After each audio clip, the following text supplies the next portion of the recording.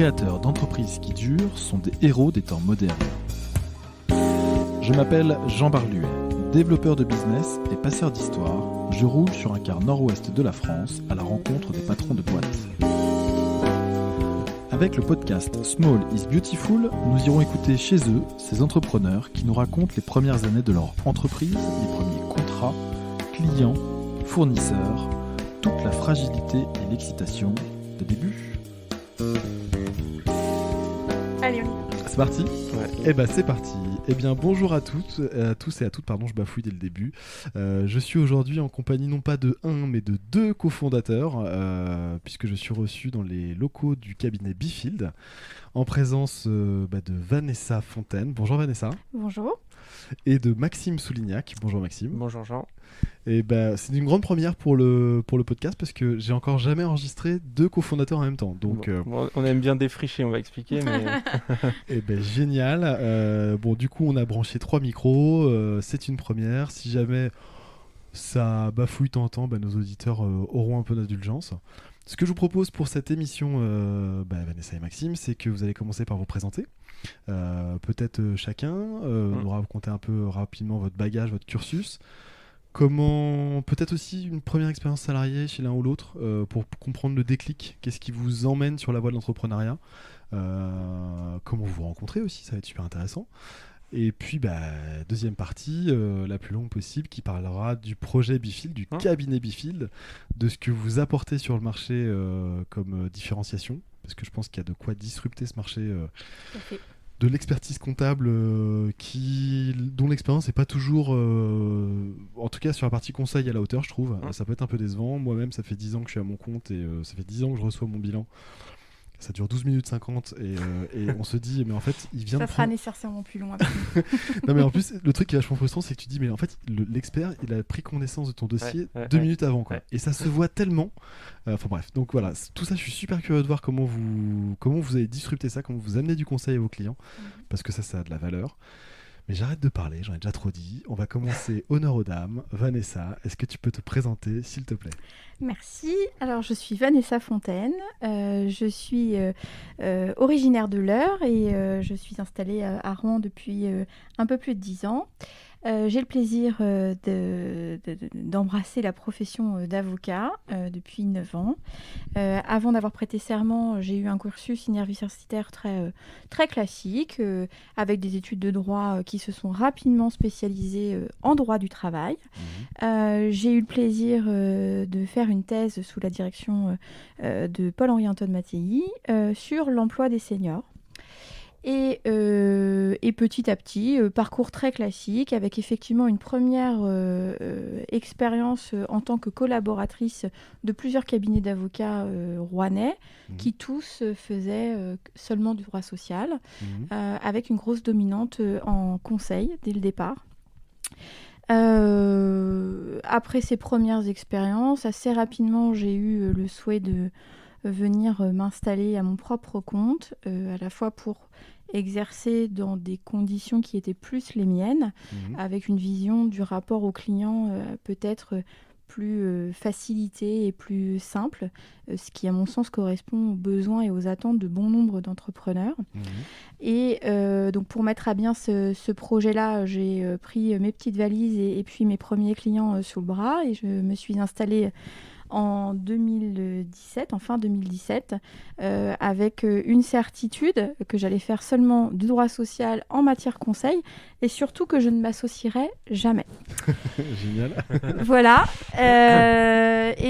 Évidemment, une entrepreneuse qui a envie de développer les activités de leur entrepreneur, elle ne reste pas dans son bureau. Elle a plaisir à rencontrer d'autres chefs d'entreprise parce que ça fait partie de la vie d'une structure, de se développer, de se faire, entre guillemets, un réseau. Et au cours des différents événements de réseau, j'ai eu l'occasion de rencontrer Maxime Soulignac, expert comptable de sa profession.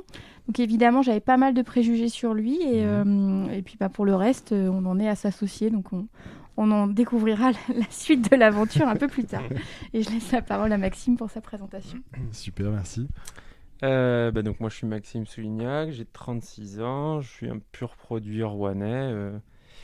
bon, je ne sais pas si c'est une chance ou pas, mais je suis toujours resté sur l'agglo. J'ai fait toutes mes études ici. J'ai eu la chance de suivre un cursus très scolaire et très comptable dès le début.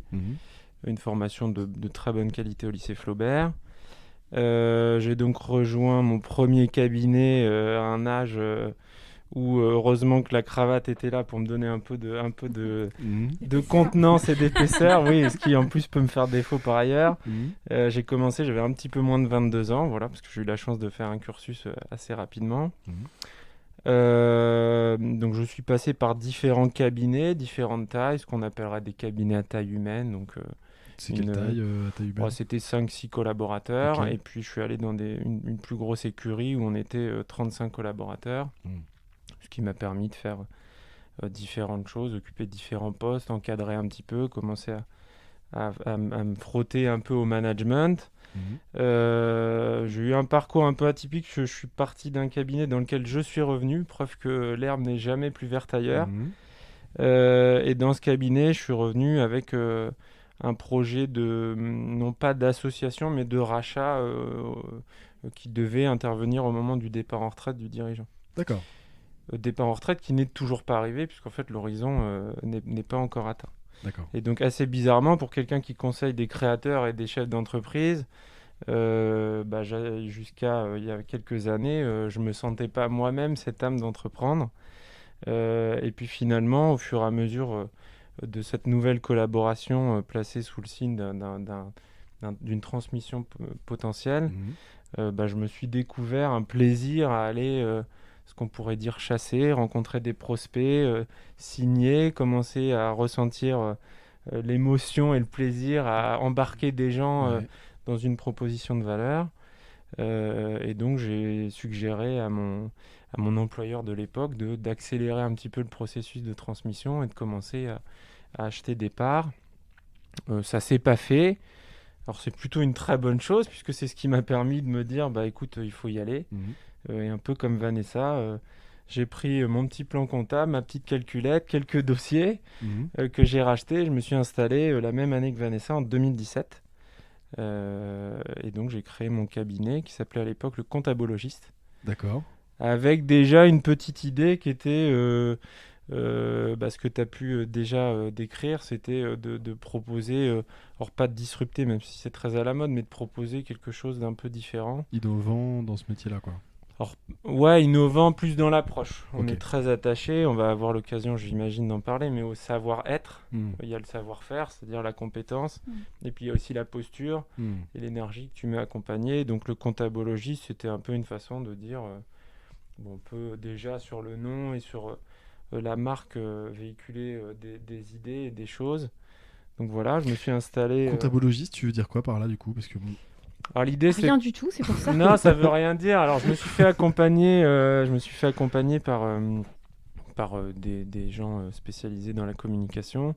Je voulais absolument éviter les cabinets sous Lignac et compagnie, les acronymes à base de gestion, compta, finance. Je voulais éviter le déjà vu. Alors c'est très prétentieux, sûrement, mais je voulais créer une espèce de marque pour dire je suis déjà un peu différent dans la posture et dans l'accompagnement. Et donc il m'avait trouvé une baseline que j'utilise toujours, qui est agitateur de chiffres. L'idée, c'est de dire on fait de la compta, certes, mais faut un peu secouer le cocotier, un peu secouer aussi ce qu'on en fait pour que ça devienne intéressant pour celui à qui c'est destiné, c'est-à-dire le chef d'entreprise. Bien sûr. Donc je me suis installé un peu en mode start-up, on va dire, chez Nao Coworking, dans mon petit bureau, ce qui était assez sympa parce que j'étais proche de mes premiers clients, puisque c'est là que j'avais fait mes premiers contrats. J'ai recruté assez vite. Au bout de 6 mois, j'ai recruté une collaboratrice. Et puis, effectivement, assez vite, en 2018, j'ai rencontré Vanessa. Alors, comment vous vous rencontrez? C'est ça qui est intéressant aussi. Parce que quand on peut pas rentrer par la porte, on va par la fenêtre. On peut dire ça. Tout simplement, Maxime avait créé avec d'autres chefs d'entreprise un réseau d'affaires qui s'appelait le CAP, donc le club d'affaires du plateau Est, D'accord. puisqu'il avait déjà la grande idée d'aller s'installer dans les terres de Belbeuf et autres Méliéna. D'accord. Et ce club d'affaires proposait des matinales et par ailleurs des soirées de réseau. C'était quoi? C'était genre un BNI, non? Ou Ça Oui, s'appelait voilà, un... c'était pour pas le dire, mais oui, ça ressemble à un Ah, club ça ressemble. d'affaires. L'idée, ok. c'était ce genre de choses. Mm. Et j'avais eu l'occasion de participer à une des matinales à laquelle Maxime n'était pas présent. Finalement, une soirée réseau se profile, à laquelle je tente une inscription. D'autres m'expliquent que ça ne va pas être possible parce que la profession d'avocat était déjà représentée. Mhm. Et puis finalement, je reçois un appel téléphonique de Maxime Soulignac qui très gentiment, en vous voyant avec plein de gentillesse, me dit que vraiment ce serait dommage qu'on puisse pas se rencontrer ce jour-là et que il allait se débrouiller, mais qu'il fallait que je réserve ma soirée. D'accord. Et donc, Ouais, ça fait très scénario de film. voilà, En fait, mais c'est ça. alors, c'est vrai que dit comme ça, c'est très romance. Ah, je le fais bien. Tadadadadada. En fait, oui, on s'était déjà, Vous on étiez était croisés, quand connectés même, sur ouais. des Oui, réseaux sociaux. Et... j'avais eu j'avais regardé, je me souviens avoir regardé ton profil et m'être dit, mais c'est quoi ce mec, comptabologiste, qu'est-ce qu'il fait, est-ce qu'il est vraiment inscrit à l'ordre, enfin bref, un truc d'avocat. Et mais mine de rien, ça m'avait quand même un peu bousculé dans l'approche que je pouvais avoir de son métier, parce que effectivement, en tant qu'avocat en droit social, les experts comptables sont des gens avec qui on a l'habitude de travailler, donc Bah, bien sûr. c'était pas un ovni pour ça. Et donc finalement, à l'issue de cette soirée réseau, on a échangé, on a pitché, on a bien vu qu'assez vite, il y avait des vraies synergies qui rassemblaient les deux entrepreneurs et la vision qu'on avait avant tout de notre service, ouais. voilà, à quoi on sert et comment on doit envisager l'avenir de nos professions, parce que c'est un vrai sujet et très sérieux pour le coup. Et donc assez naturellement, comme ça a bien fonctionné, on s'est dit qu'on pouvait travailler ce qu'on appelle en passe-plat. Voilà, l'avocat, Surveillant du l'expert dossier, comptable. Comme on fait classiquement. Ouais. Et au détour d'un certain nombre de lectures sur l'avenir de nos professions et puis un peu de folie, on s'est dit qu'il y avait peut-être quelque chose d'autre à faire. Donc on a commencé à travailler à l'idée de créer une structure commune dans laquelle seraient représentées les deux professions réglementées. Donc le mariage, quoi. L'association. Oui, alors ça, faut pas trop le dire comme ça. Mais en fait, l'idée a été assez vite de se dire, comme tout chef d'entreprise, on avait besoin des ressources techniques que l'autre pouvait apporter. Et l'idée, c'était soit de continuer à être des co-traitants, et c'est ce qu'on appelle le passe-plat, c'est-à-dire que tous nos confrères travaillent aujourd'hui avec un autre avocat ou avec un expert Mais comptable. chacun facture dans son sirette, quoi. Mais chacun regarde jamais que son petit... alors nombril, c'est peut-être un peu vulgaire, mais il n'y a pas d'intérêt commun. Et souvent, d'ailleurs, l'intérêt du client n'est pas forcément non plus mis en avant La parce vision que n'est que on se parcellaire. renvoie la balle, on est un peu la balle de ping-pong. Et nous, on s'est rapidement dit, voilà, soit on continue comme ça, mais demain, on n'est pas à l'abri que Vanessa ait un expert comptable qui lui apporte plus d'affaires et moins de temps à me consacrer, ou que moi, par sécurité, j'essaie aussi de trouver d'autres partenaires. Donc c'était soit ça, mais c'était risqué, soit on allait un cran plus loin dans la collaboration et on mettait les intérêts de nos clients et les nôtres dans une même structure, et du coup on partageait la même volonté de les servir. Donc, on a regardé effectivement les différentes qui étaient à d'autres façons de dispositions. faire. Ouais. Et, Qu'est-ce que tu appelles les outils juridiques? Tout simplement, comment on pouvait, en toute légalité et en parfaite conformité à nos obligations déontologiques, réunir dans la même société les deux professions réglementées. Et alors, on a découvert qu'il y avait un dispositif qui s'appelait la SPEARL. Je passe les détails. D'accord. Mais une société OVNI créée par les ordonnances Macron qui autorise un certain nombre de professions réglementées à se réunir pour la première fois dans la même structure juridique. Oui, D'accord. parce qu'en fait, pour les auditeurs, il y a une petite particularité dans nos activités qui sont réglementées. C'est que jusqu'à il y a quelques années, on ne pouvait s'associer qu'entre pairs, c'est-à-dire un expert comptable. D'accord. Une société d'expertise comptable ne pouvait pas être détenue par des gens qui n'avaient pas le titre. Et pareil pour les avocats, c'est pareil pour les notaires, les huissiers. Un certain nombre de professions ne sont pas ouvertes à des associations puisqu'on n'est pas des activités commerciales comme une entreprise plus Pas classique. le droit de faire de la pub, il y a des choses comme ça, non? Alors, Ça si, s'ouvre un petit mais peu, dans mais des conditions effectivement, limitées. on a un cadre un peu restreint. Ouais. Et donc, on a découvert que finalement, C'était l'idée qu'on possible. avait, elle avait été prévue. Peu s'y étaient engouffrés parce que ça fait pas partie de l'ADN de nos professions d'être si entreprenants. Ouais. Nous, on accepte de travailler avec l'autre profession, mais sans forcément tout mélanger, parce qu'on reste dans des organisations historiques qui rassurent, tout Ouais, je simplement. comprends. Ok. Donc on a fait le choix d'essuyer un certain nombre de plâtres sur la région normande, puisque la société Bifield est la seule en Normandie à réunir ces deux professions réglementées. D'autres sur le territoire national existent. Donc c'est bien une SPEARL, c'est ça? Exactement, ça, Ok. C'est-à-dire Société pluriprofessionnelle d'exercice Ouais. à responsabilité La limitée. responsabilité. Voilà. Ok. Voilà.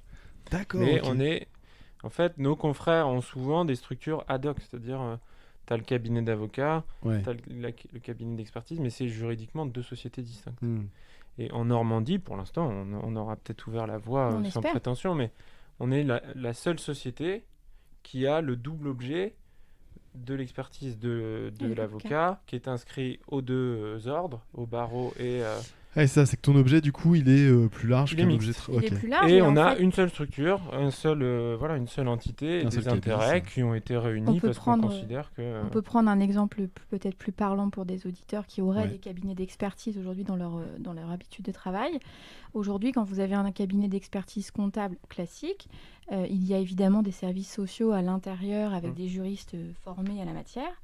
Mais malheureusement, si le conseil ne suffit pas et qu'il est nécessaire d'aller défendre le dossier, par exemple devant le conseil de prud'homme, Mhm. malheureusement, l'interlocuteur interne au cabinet d'expertise ne pourra pas assister comme un avocat pourrait le faire la société. D'accord. Aujourd'hui, au sein du cabinet Bifield, en fait, j'assure la partie conseil et puis si malheureusement Puis le parce SAV. que si malheureusement on reçoit une assignation et qu'on doit aller devant une juridiction, je prends ma robe et puis j'y vais. Et en fait, il y a une certaine continuité Ah, bien sûr. dans la conduite du dossier qui est rassurante. Ouais, puis au-delà de ça, c'était l'idée, c'est pas forcément d'anticiper sur le SAV, c'est surtout de dire cette expertise, elle est reconnue parce qu'on a chacun un titre qui est, Hmm. par On contre, joue bien à armes appréhendé égales. par le chef d'entreprise. Il mesure bien ce que c'est qu'avoir un avocat ou un expert comptable. Mm.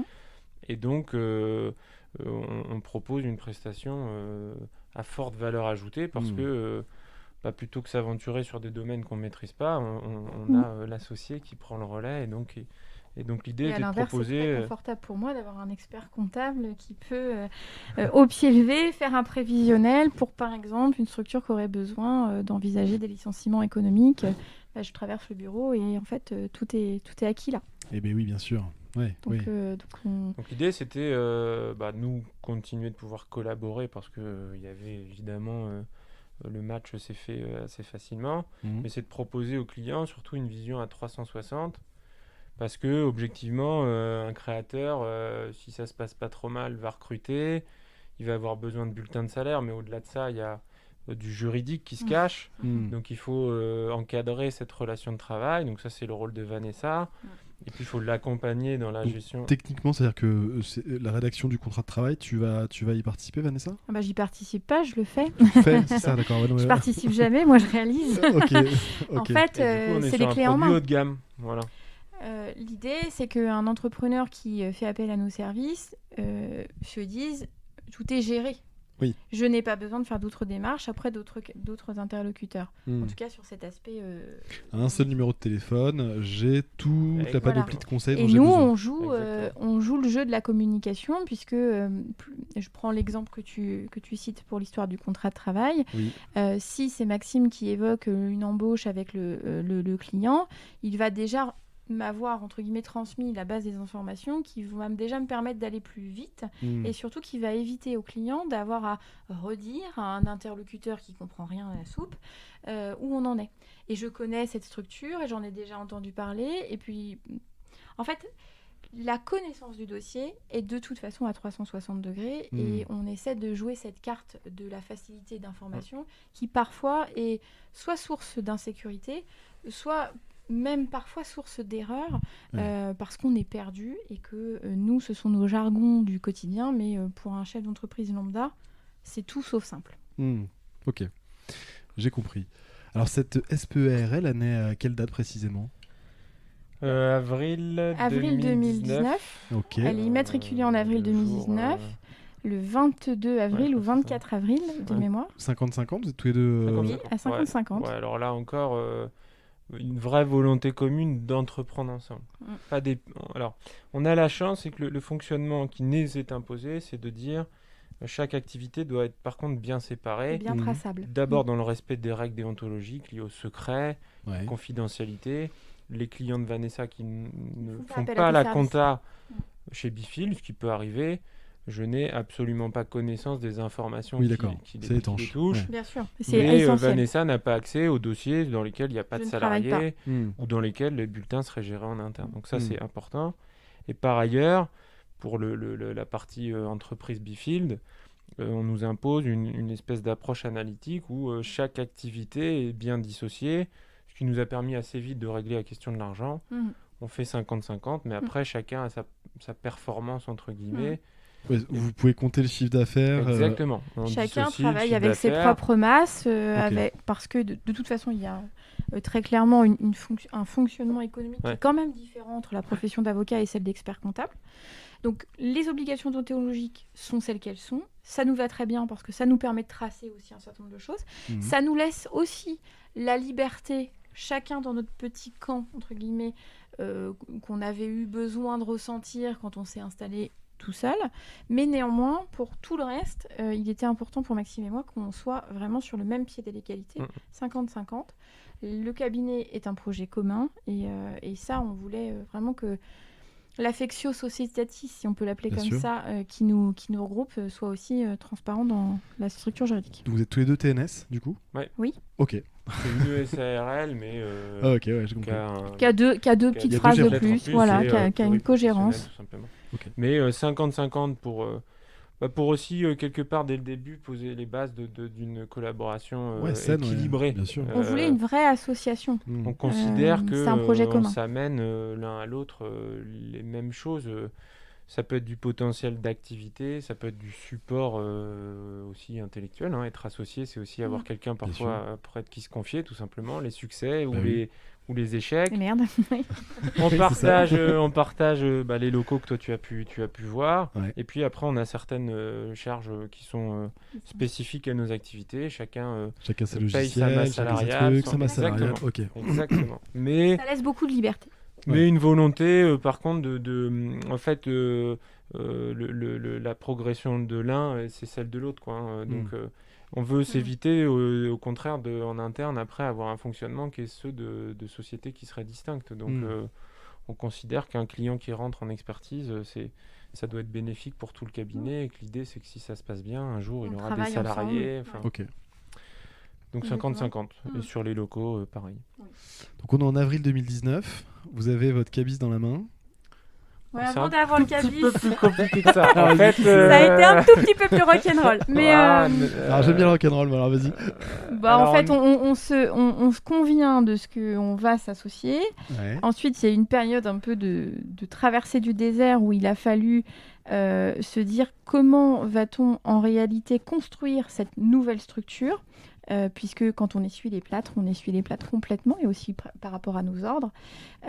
Donc il fallait qu'on montre réciproquement patte blanche auprès de l'ordre respectif. Donc on s'est attelé à la rédaction de nos statuts, à tout un tas de choses. Parce que comme c'est nouveau, aucun des deux ordres a déjà vu cet objet, la SPERL. Alors il a fallu résoudre l'équation de dire d'abord on s'était pas attendu pour travailler. Donc Vanessa était en entreprise individuelle, installée, quelques engagements, un bail, etc. Moi j'avais une SARL avec quelques engagements aussi. Un prêt pour une clientèle, des locaux qui venaient d'être achetés. Sans Donc moi. il a fallu savoir est-ce qu'on repart tout ça. d'une feuille blanche, est-ce qu'on repartait de ma société qu'il fallait transformer. Et puis après, effectivement, il a fallu trouver les modèles, parce que les ordres imposent beaucoup de contraintes, mais n'avaient pas nécessairement les solutions à nous apporter dans l'immédiat. Le public n'avait pas forcément pensé à rédiger des standards, donc on a un peu cherché. On s'est aussi attelé à présenter un vrai projet à nos actuels et futurs clients, Donc Bah oui. il ne suffisait pas de dire qu'on allait accoler expert comptable et avocat pour pouvoir embarquer. Il faut un vrai projet, une vraie aventure entrepreneuriale. Mhm. Donc on a commencé à travailler sur la notion d'identité, donc le nom. Bifield, c'est quand même assez atypique, à la fois pour un cabinet d'expertise et à la fois pour un cabinet d'avocats. Venant du comptabologiste, moi je suis plus choqué là. Non, c'est vrai. Et puis, tout ce qui allait en découler, l'image graphique, comment on voulait s'installer, où, etc. Alors Bifield, ça veut dire quoi du coup? Alors, field, ça veut dire Le champ de Champ compétences. Ok, voilà. Et alors, le B qui se trouve juste avant, on peut le décliner de plusieurs façons. Le premier, le plus simple, c'est le bi, donc la multiplicité de d'accord. l'expert comptable Enfin, et de bi au l'avocat. sens 2. D'accord, ok. Oui. Voilà. Des Et expertises. ensuite, Maxime tout à l'heure parlait du savoir-être. Bi, c'est aussi le behavior. Donc en Ok. anglais, ça veut dire savoir-être. Attitude, ouais, ça Ouais, va ça. être. Ouais. Et ça fait partie de la promesse, entre guillemets, qu'on souhaite mettre en avant auprès de nos clients et notre façon de travailler. Attitude, champ d'expertise, c'est ça. Voilà. Si Ouais, je- ça, les 2 compétences, le savoir-être. Après, ça peut être le bit business. Enfin, Ok. on peut. Tu parles on un peut tout petit peu phosphorer. Ah, ok. en direct devant le micro, On peut parce que sinon, phosphorer. on va te perdre. Donc le nom, et puis oui, on a aussi travaillé, et Vanessa l'a dit, aussi sur le sujet de dire est-ce que ça fait sens pour les clients? Parce que bon, Mhm. nous, on a envie de travailler ensemble, c'est formidable, mais est-ce que ça intéressera les suffit pas. clients? Oui. Et donc, qu'est-ce qu'on enfin, tout à l'heure, tu as parlé de disrupter le marché. Est-ce que quelque part, on propose quelque chose qui va trouver une audience? Et donc, l'idée, c'était de dire qu'est-ce qui fera que ce sera intéressant pour nos clients de travailler avec Bifield Mhm. et d'avoir un avocat et un Où est expert notre vraie comptable. plus-value et comment on peut la matérialiser simplement et efficacement. Hmm.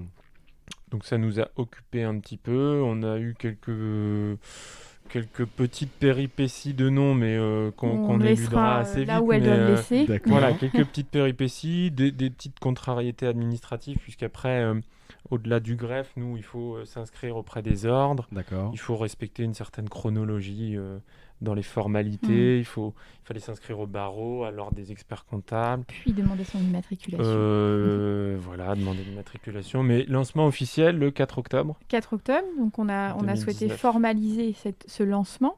Ouais. C'est-à-dire qu'il y avait l'immatriculation au greffe, mais ça, en fait, Ça à part a des ému, experts à comptables part- qui lisent ouais, des c'est ça. bulletins Ça a officiels, pas il y en a ému pas grand vraiment. monde. C'est ça.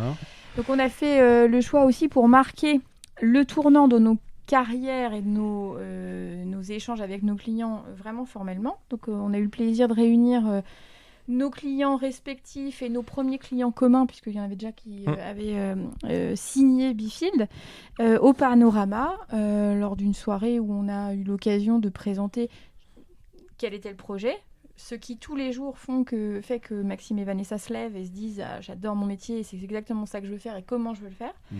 On a eu le plaisir d'avoir l'intervention d'un de nos clients qui est Michael Vautier de DRH Solutions qui, au détour d'une petite présentation sur la méthode DISC, a pu aussi parler de ce qu'on était et comment on pouvait s'identifier les uns les autres. Et ensuite, évidemment, un petit moment de convivialité s'est déroulé. C'était important pour nous de marquer ça.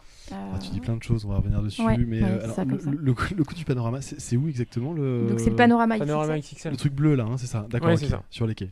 Bon, l'idée c'était de. Bon, alors c'est pas Alors, on le lieu. n'était pas qui dans la était, tour bleue. C'était pas le lieu qui comptait. L'idée c'était. D'abord, on est assez attaché aussi à pouvoir essayer de rendre à nos clients. On est attaché à l'expérience. C'est-à-dire Ok. qu'en fait, on considère que on doit aussi nous donner quelque chose à nos clients. Hmm. Et donc, ce qu'on a pu nous noter dans nos carrières respectives, c'est peut-être ce défaut de retour, de aussi rappeler aux clients qu'on est attaché à eux, qu'on les estime non pas parce que ils meublent nos étagères d'archives ou de dossiers, mais qu'on est attaché à la personne. C'était l'occasion de leur dire que quelque part c'était aussi grâce à eux ou pour eux qu'on le faisait. Et tout ne s'arrêtait pas à cette fusion, parce que le sentiment, entre guillemets, d'abandon du client qui n'avait pu connaître que Maxime ou du client qui n'avait pu connaître que Vanessa, ça pouvait chez certains se dire, en fait, est-ce que je ne vais pas être noyé au milieu d'une masse parce qu'on avait cette habitude chacun dans nos métiers d'être en proximité, en première ligne, une certaine disponibilité, il fallait aussi qu'on puisse être rassurant et qu'ils se rendent compte qu'en fait, au-delà du nom d'une société, c'était un individu qui dirigeait et qui comptait dans notre quotidien d'entrepreneur et qu'on avait en fait plaisir à échanger avec d'autres entrepreneurs, l'aventure entrepreneuriale qui nous tombait dessus. Et ça, c'est vraiment ce côté à armes égales et à pied d'égalité qu'on vit au quotidien avec nos clients. En fait, quand ils viennent à nous, ils rencontrent évidemment un technicien, mais ce technicien doit parfois savoir aussi s'effacer pour avoir un échange simple et efficace d'entrepreneur à entrepreneur. Et au quotidien, c'est ça qui nous mène, vraiment. Ok. J'ai l'impression de monopoliser le très truc. Alors, c'est très très beau, oui. Donc on est dans cette soirée de lancement en Ouais. octobre avec ce client Michael Vautier. Donc là, l'idée c'était pour la soirée qui a un peu de de renommée, proposer quelque chose à nos clients qui a une aussi. audience, mais l'idée c'était parler un petit peu de nous, on sait faire. Après c'était, en fait, ce qu'on aime bien, c'est montrer à nos clients qu'on peut élargir un peu notre spectre de compétences et que, comme l'a dit Vanessa, on est des techniciens en expertise comptable ou en droit, mais il n'y a pas que ça qui nous nourrit, et donc on voulait laisser un petit temps, proposer aussi un contenu à nos clients. Pour pas seulement donc, parler de Mickaël nous, en a fait, parlé, aussi. Bien sûr. Oui, alors ce qu'on peut faire, mais souvent ça intéresse un peu que nous. Et donc Mickaël a fait une petite présentation de la ProcessCom pour aussi montrer que on était attentif à d'autres sujets. Et ça faisait un petit contenu intéressant. Alors du coup, j'ai une question qui me brûle les lèvres, on va le dire pour les auditeurs, parce que la méthode DISC, c'est une méthode donc, qui définit 4 grands caractères. Donc D pour dominant, alors par la couleur c'était rouge. pas DISC d'ailleurs, parce qu'on On va se faire demander le profil, taper sur les doigts. Ouais. C'était ProcessCom. C'est ProcessCom, donc c'est d'autres identifiants. ProcessCom, c'est en fait c'est Promote. une technique de donc là encore ça permet d'identifier les gens. toujours, Non, tu as 7 profils. En fait, en gros, c'est considérer que tu as comme un ascenseur dans lequel tu peux, avec différents types de personnalités, dans lequel tu peux naviguer. Mais qu'en revanche, quand tu es en situation de stress, tu as un profil qui prend le pas. Et donc, il y a des signaux que tu renvoies, et ça permet à celui qui maîtriserait la ProcessCom de capter ces signaux et de dire attention, cette personne, elle est promoteur, par exemple. Donc, promoteur, ça va être celui qui est beaucoup dans l'action, qui veut décider vite, qui aime bien que les choses peut-être aillent un peu dans son sens. Il faut que je sache m'adresser à lui avec le bon canal. Sinon, à part alimenter encore plus son stress, je vais passer à côté du sujet. Donc l'idée, c'était de parler un peu de ça. Pour ceux à qui ça parle, on peut peut-être leur révéler nos profils. Mais c'est ça la question. C'est ça la question. Alors Maxime, quel profil es-tu ? C'est promoteur et persévérant, je crois. Pour promoteur, toi donc promoteur, c'est beaucoup l'action, etc. Donc ça, c'est des... En fait, tu peux naviguer dans tous les profils quand tu vas bien. Tout le monde est un petit peu de tous les profils. Tu es capable d'être rebelle, tu es capable d'être empathique. En revanche, quand ça va pas bien, c'est ton trait de personnalité base et phase qui ressort. Donc là, promoteur persévérant, c'est je pars en croisade, je sais que j'ai raison, je dois convaincre les autres, et puis il faut que ça aille vite, il faut décider, parce que voilà. Donc c'est ça. Donc autant dire que sous stress, ça peut faire des étincelles. Ça peut, moi, de mon côté, je suis promoteur et travaillomane. Donc D'accord. Promoteur, je renvoie à la définition de Maxime. Et pour le travaillomane, qui est effectivement sous stress, c'est la personne qui va vouloir cadrer, qui délègue pas beaucoup à ce moment-là et qui se raccroche parfois à la technicité, au contrôle. Donc voilà, on contrôle, on vérifie, on revérifie, on revérifie et on demande à revérifier. Ceinture bretelle. Voilà. Ouais, ceinture bretelle, parachute. Et dans nos professions comptables comme juriste, c'est un profil assez courant. Très méthodique, rigueur, délai, temps, etc. Et alors un travaillomane à qui tu dis tu feras ça comme tu peux ou t'es pas précis sur le cadre, etc. Tu le perds et il perd ses moyens. Du coup, c'est la panique totale. Donc voilà. Donc le promoteur est là, et le travaillomane aussi, et le persévérant. Donc vous savez que sous stress l'un et l'autre, vous savez quels sont. Oui, alors après, on a appris à se détecter. Faut apprendre à manier la ProcessCom parce que en fait la difficulté c'est pas forcément capter les signaux, c'est adapter aussi sa façon d'y répondre. Bien sûr. Ce qui peut nécessiter un effort quand toi tu es du genre à partir en croisade quand tu es stressé et que tu as un collaborateur qui est plutôt du genre à chercher l'empathie et la reconnaissance du soi, et tu peux être sur des niveaux de communication compliqués. Des ascenseurs différents. Mais cette intervention, elle avait vocation à montrer, d'abord qu'on s'intéresse à ce que font nos clients, qu'on aime bien les mettre en avant quand on peut. Oui, et puis tout le monde a pu se reconnaître dans un des profils. Bien Donc sûr. en fait, c'est aussi interactif. Et puis ce jour-là, tout le monde a appris quelque chose. Et c'est important de donner quelque chose aussi à Bien sûr, nos ouais. clients. Non, super intéressant. Donc cette soirée en octobre, Voilà. alors je sais pas si on peut le nommer, mais c'est quoi ce premier client? C'est quel type de boîte qui dit allez Maxime, Vanessa, moi je crois dans votre projet, est-ce que votre valeur ajoutée Alors, elle me plaît vachement? On le nommera peut-être pas, mais Non, on peut parler de son profil. C'est un entrepreneur qui a une structure déjà bien établie, qui a une vraie expérience de dirigeant et qui clairement n'a ni attendu Maxime ni moi-même pour diriger son entreprise. Ok, Voilà, donc il faut faire preuve d'humilité. bien sûr. Qui est à la recherche d'un nouveau cabinet d'expertise parce que le cabinet dans lequel aujourd'hui, enfin à l'époque il était le collaborateur de premier ordre s'en va, et donc il se dit que c'est peut-être l'occasion Bien sûr. d'aller ailleurs. Donc voilà, on ne part pas sur quelqu'un qui n'est pas satisfait, donc l'exercice est d'autant plus important. Et donc ce client consulte Maxime en sa casquette d'expert comptable pour l'accompagner dans le pilotage purement économique de la structure. On est sur une entreprise qui a une petite vingtaine de salariés. Ah, ça fait du bon déjà, ouais. Une activité du bâtiment donc, qui est en matière de gestion des effectifs sensible et techniquement plutôt avancée. Bah oui. Et donc Maxime a rencontré ce client une première fois. Et puis une seconde fois, nous avons décidé de le rencontrer ensemble pour bien lui expliquer quels étaient les contours de l'aspect social de notre mission et ce à quoi on allait ensemble œuvrer.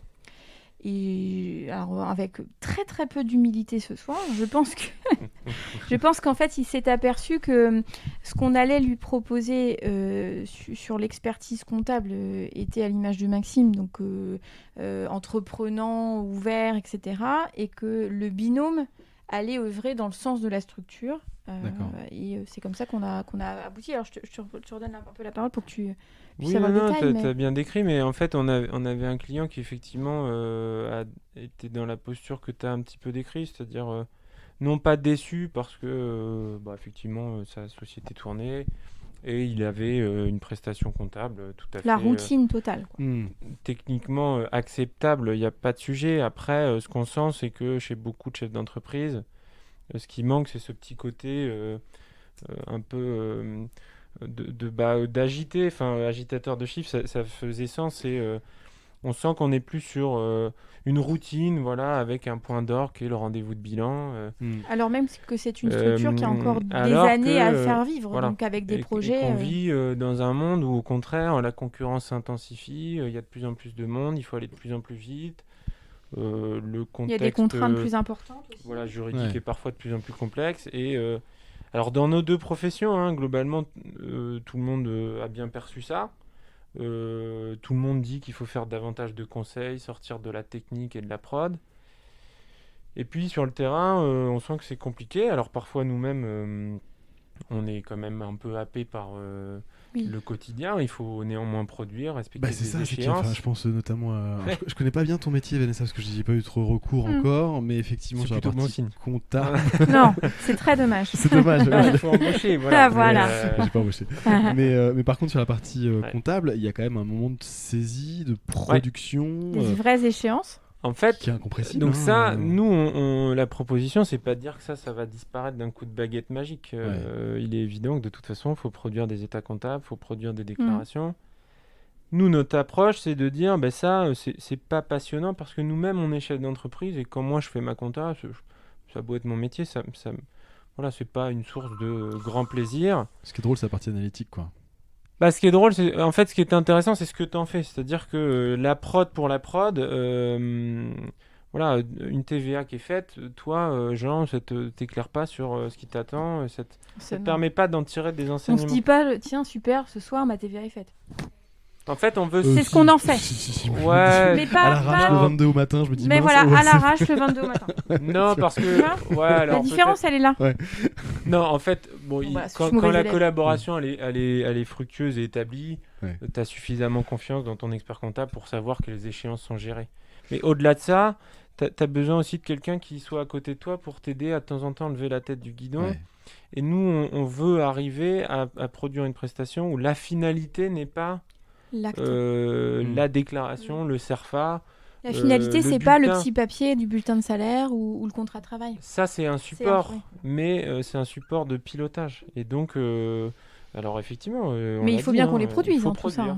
Mais après, ça rejoint le savoir-être, c'est essayer de se forcer à en faire quelque chose pour vous. Et pas juste dire, j'ai fait tes bulletins, les voilà, bisous au mois prochain, ou j'ai fait ta compta, il manque tel chèque, même si je fais évidemment ce genre de mail, Bien sûr. avec tout ce qui manque.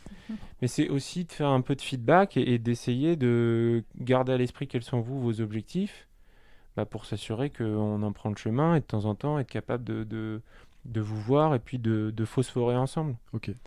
On aime Voilà. ces moments d'échange avec nos clients où, en fait, ils viennent à nous pour un sujet, positif ou non, un projet, une problématique, et qu'en fait, pendant ces entretiens-là, on n'apporte pas nécessairement des solutions préétablies, parce que la première erreur, c'est d'avoir des solutions qu'on veut absolument faire entrer au chausse-pied dans l'esprit de nos clients.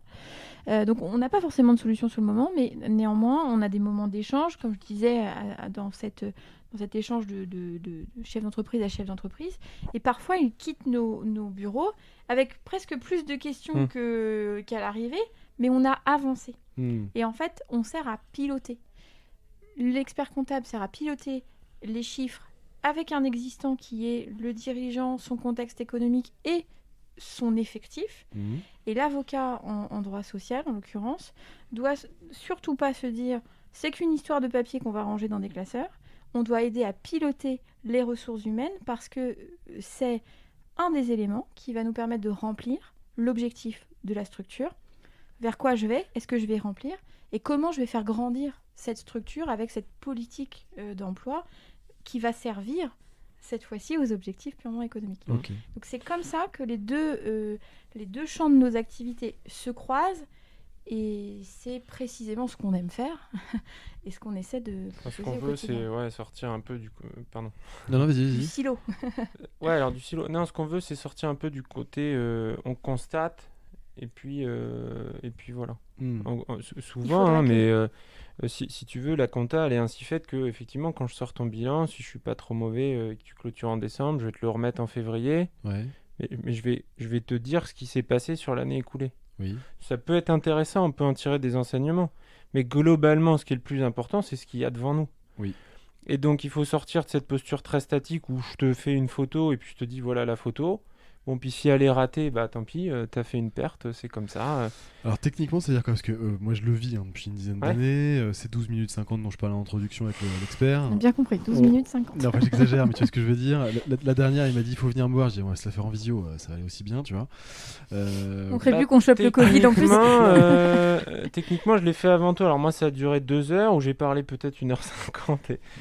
Techniquement, faire le constat, c'est important parce qu'il faut savoir d'où on vient pour savoir où on va. C'est okay. très... Non mais ça, ouais. Tu sais, petit truc que tu mets sur Facebook le dimanche soir pour te donner envie d'aller au boulot donc, le lundi. Mais... chiffres, marge, fonds propres, bon, tout ça, c'est important, mais... On peut pas faire l'économie de ça. En fait, moi, le rendez-vous de bilan, j'essaie d'introduire de plus en plus plutôt des prévisions.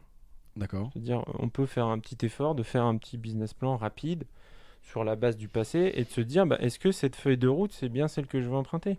D'accord. J'ai fait une année, là en plus l'année est particulière, donc il faut contextualiser, être pédagogue, rassurer le dirigeant. Est-ce que c'est lui qui a été défaillant ou est-ce que c'est le contexte ? Qu'est-ce qu'il aurait pu se passer ? Qu'est-ce que ça veut dire ? Et puis surtout par rapport à là où il veut aller, comment on fait ? Qu'est-ce qu'il faut faire pour que ça aille mieux ? Juste, c'est comme si tu allais chez le médecin, tu lui décris tes symptômes, il te dit vous avez une angine. Et puis allez, salut. Mais il te faut un traitement, il te faut... Ouais, il te faut une ordonnance. Et puis par ailleurs, le curatif, c'est te soigner là à l'instant T. Donc il y a parfois des mesures, là ça a été la crise, il fallait faire le PGE, il fallait faire ceci, il fallait faire cela. Et puis c'est aussi t'aider à peut-être ne apprendre plus à avoir revivre. une meilleure hygiène de vie. Mm. Bah, si en fait en discutant il s'aperçoit que tu as pris l'habitude de dormir les pieds en dehors de la couette, bon bah il t'expliquera. Non mais Non, ok, tu ouais. vois ce que je veux dire? Il faut qu'il t'explique que bah oui, peut-être si tu fais pas de sport, que tu as l'habitude de boire régulièrement, c'est peut-être pas terrible Parce pour, que sinon, ok. l'année prochaine, tu le revois avec parce la même que difficulté. tu vas le revenir. Mais alors donc projection, c'est-à-dire que par exemple toi avec ton logiciel t'es capable de dire et ton expertise cette année Oh, claque bah, sur la base des trois derniers ouais, bilans c'est et ça. par rapport aux objectifs, Bah, les l'idée c'est marqueurs de à dire il y a atteindre, un c'est ça. existant, il y a une D'accord. structure, elle coûte tant, vous voulez aller là, voilà ce qu'il faudrait faire. Ok. Et puis surtout, pas être trop péremptoire, c'est-à-dire dire il faut faire tant de chiffre d'affaires, Mm. c'est formidable, Mm. mais Ouais. c'est discuter un peu avec le Mm. dirigeant, lui disant est-ce que ça vous paraît raisonnable, est-ce que vous avez les outils, et là c'est là où Vanessa intervient, c'est t'as des salariés, il faut pas voir l'avocat comme le pompier qui t'évitera un Mm. prud'homme. Non. Vanessa, elle est aussi là pour dire vous avez des ressources humaines, Mhm. c'est pas une masse salariale, vous avez Mm. des ressources humaines. Mm. Nous, on vend du temps, des heures de travail. Et l'entreprise de bâtiment aussi. Bien Elle sûr. met en œuvre des matériaux, mais elle vend du... Tout le monde vend du temps homme finalement. Oui, Exactement. bien sûr. Tu vois. Et donc, si tu veux que ta structure, elle tienne dans la durée, bah, il faut aussi que tes ressources humaines, tu les préserves. Donc, comment tu t'assures que tes salariés vont évoluer? Est-ce que tu les formes? Est-ce que tu les impliques dans ton Ah ouais, projet? toi ta mission elle débouche là-dessus en fait, c'est ça, ouais. Bah, en fait, Bah, si ça. tu veux formaliser un peu mon intervention, c'est une sorte de DRH externalisé. C'est ça, ouais. Ok. C'est-à-dire qu'on est une entreprise de 10 salariés, évidemment, si j'arrive en leur disant ça va être super, vous allez m'embaucher, non, pas comme ça. Mhm. Le dirigeant, lui, il va avoir des problématiques identiques à l'entreprise de 250 salariés. On parle d'humain, on parle d'un code du travail, on parle de conventions collectives qui sont applicables dans les mêmes conditions. Si je prends mon métier seulement sur l'aspect productif, une embauche, un contrat, et puis on va attendre soit qu'on lui fasse un avenant parce qu'il travaille bien, ou qu'on va envisager la rupture du contrat de travail parce que ça se passe mal, j'ai tout raté.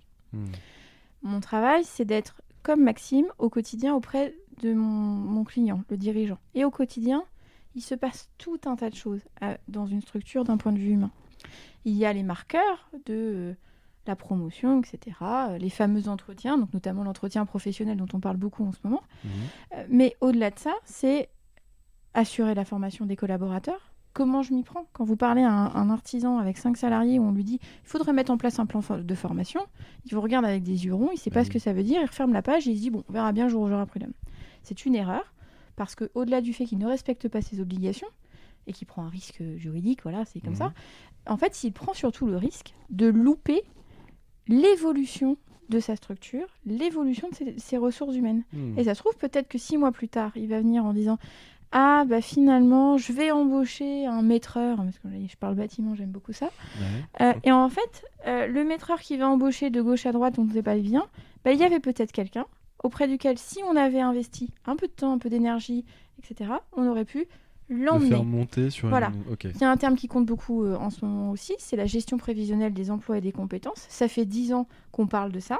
Ça fait 10 ans que personne ne sait ce qu'est la gestion prévisionnelle des emplois et compétences. Très simplement, c'est faire en sorte que mes ressources d'aujourd'hui servent mon projet de demain et que ces ressources-là, si elles ne peuvent pas s'inscrire dans le projet de l'entreprise tel que je le définis, elles puissent demeurer employables sur le marché du travail. Parce que c'est un besoin inhérent. Il n'y a pas une mise à jour avec les histoires de droit à la formation, de DIF, etc., qui sont devenues avec les réformes? Alors le DIF est devenu le CPF, le CPA, etc. Donc ça a changé beaucoup d'identification. Tout simplement pour une chose très claire, c'est que maintenant c'est le salarié qui a, lui, la disposition de ces heures-là. Il y a une échéance au 31 décembre qui court, auprès duquel il faut que tous les comptes soient remis à jour pour s'assurer de ce que chacun a bien le bon nombre d'heures sur ce compte-là pour pouvoir en faire la disposition. Mais aujourd'hui, si un salarié lambda veut faire une formation de naturopathie le dimanche chez lui, il peut le faire. Il peut le faire. Mais quel est le moyen d'action du chef d'entreprise maintenant? C'est vraiment c'est autre chose, c'est 3% de la masse salariale sur lequel il va... Oui, là c'est différent, mais je parle de l'exemple de la formation, mais au quotidien, pour te résumer les choses, c'est que mon intervention doit être de tous les instants. J'ai souvent plaisir à dire qu'un chef d'entreprise qui réfléchit sans moi, ça me frustre. Prends la place, quoi. Voilà, oui, je prends beaucoup de place. Mais, on aime bien faire avec beaucoup d'humilité parce qu'en fait, toutes les informations sont importantes. Le congé maternité qui se profile de telle collaboratrice, il n'est pas que important pour mettre la bonne ligne sur son bulletin de salaire quand je vais m'en charger à la fin du mois. Je parlerai des bulletins de salaire tout à l'heure. C'est important parce qu'en fait, qui va la remplacer pendant son absence ? Ah ouais, il faut donc oui. Faut faire un CDD de remplacement. Oui, mais qui va la remplacer pendant son absence ? Est-ce que vous avez déjà recruté quelqu'un ? Comment vous y prenez ? Non, je vais pas recruter. Je vais demander à ce que quelqu'un d'autre de la structure prenne son travail en plus. Ouais, mais est-ce que c'est nécessairement opportun dans la gestion de la ressource humaine ?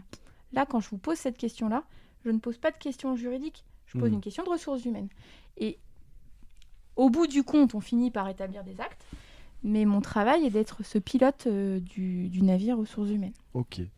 DRH externalisé. Non, c'est voilà, bien, j'ai compris. Oui, tu fais prendre du recul à ton chef d'entreprise. On essaie de leur faire comprendre que souvent au quotidien, effectivement, on va plutôt gérer des questions d'arrêt maladie, parfois de discipline. Mais l'idée, notre posture, c'est d'accompagner le chef d'entreprise pour lui faire comprendre que ces salariés, c'est pas qu'une masse salariale pour qui il faut faire un bulletin, ça me coûte un bras, des cotisations et puis sociales, il faut faire de l'affichage obligatoire et ceci, cela. En fait, on doit les aider. Alors, parfois, c'est plus ou moins compliqué parce qu'effectivement, il faut du temps, il faut être disponible pour que ça puisse être accueilli par le client, mais il faut bien les accompagner à construire leur projet d'entreprise. Et pour ça, il faut une vision à long terme. On ne peut pas, juste être là pour enfiler les bilans les uns après les autres et faire que des constats d'une année par rapport à une autre.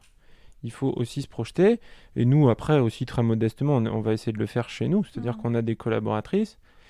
Mais si on veut, entre guillemets, continuer de travailler, gagner de l'argent, etc., il faut aussi que notre équipe elle ait envie d'être embarquée dans notre projet. Ouais. Donc, soit après, ton client ou tes chefs d'entreprise, tu considères ton salarié comme une ressource substituable. Et puis, comme un fournisseur dont tu pourrais changer, tu te dis, non... Michel, je m'en fous, je l'augmente pas ou ça m'intéresse pas et puis quand il partira, je le remplace.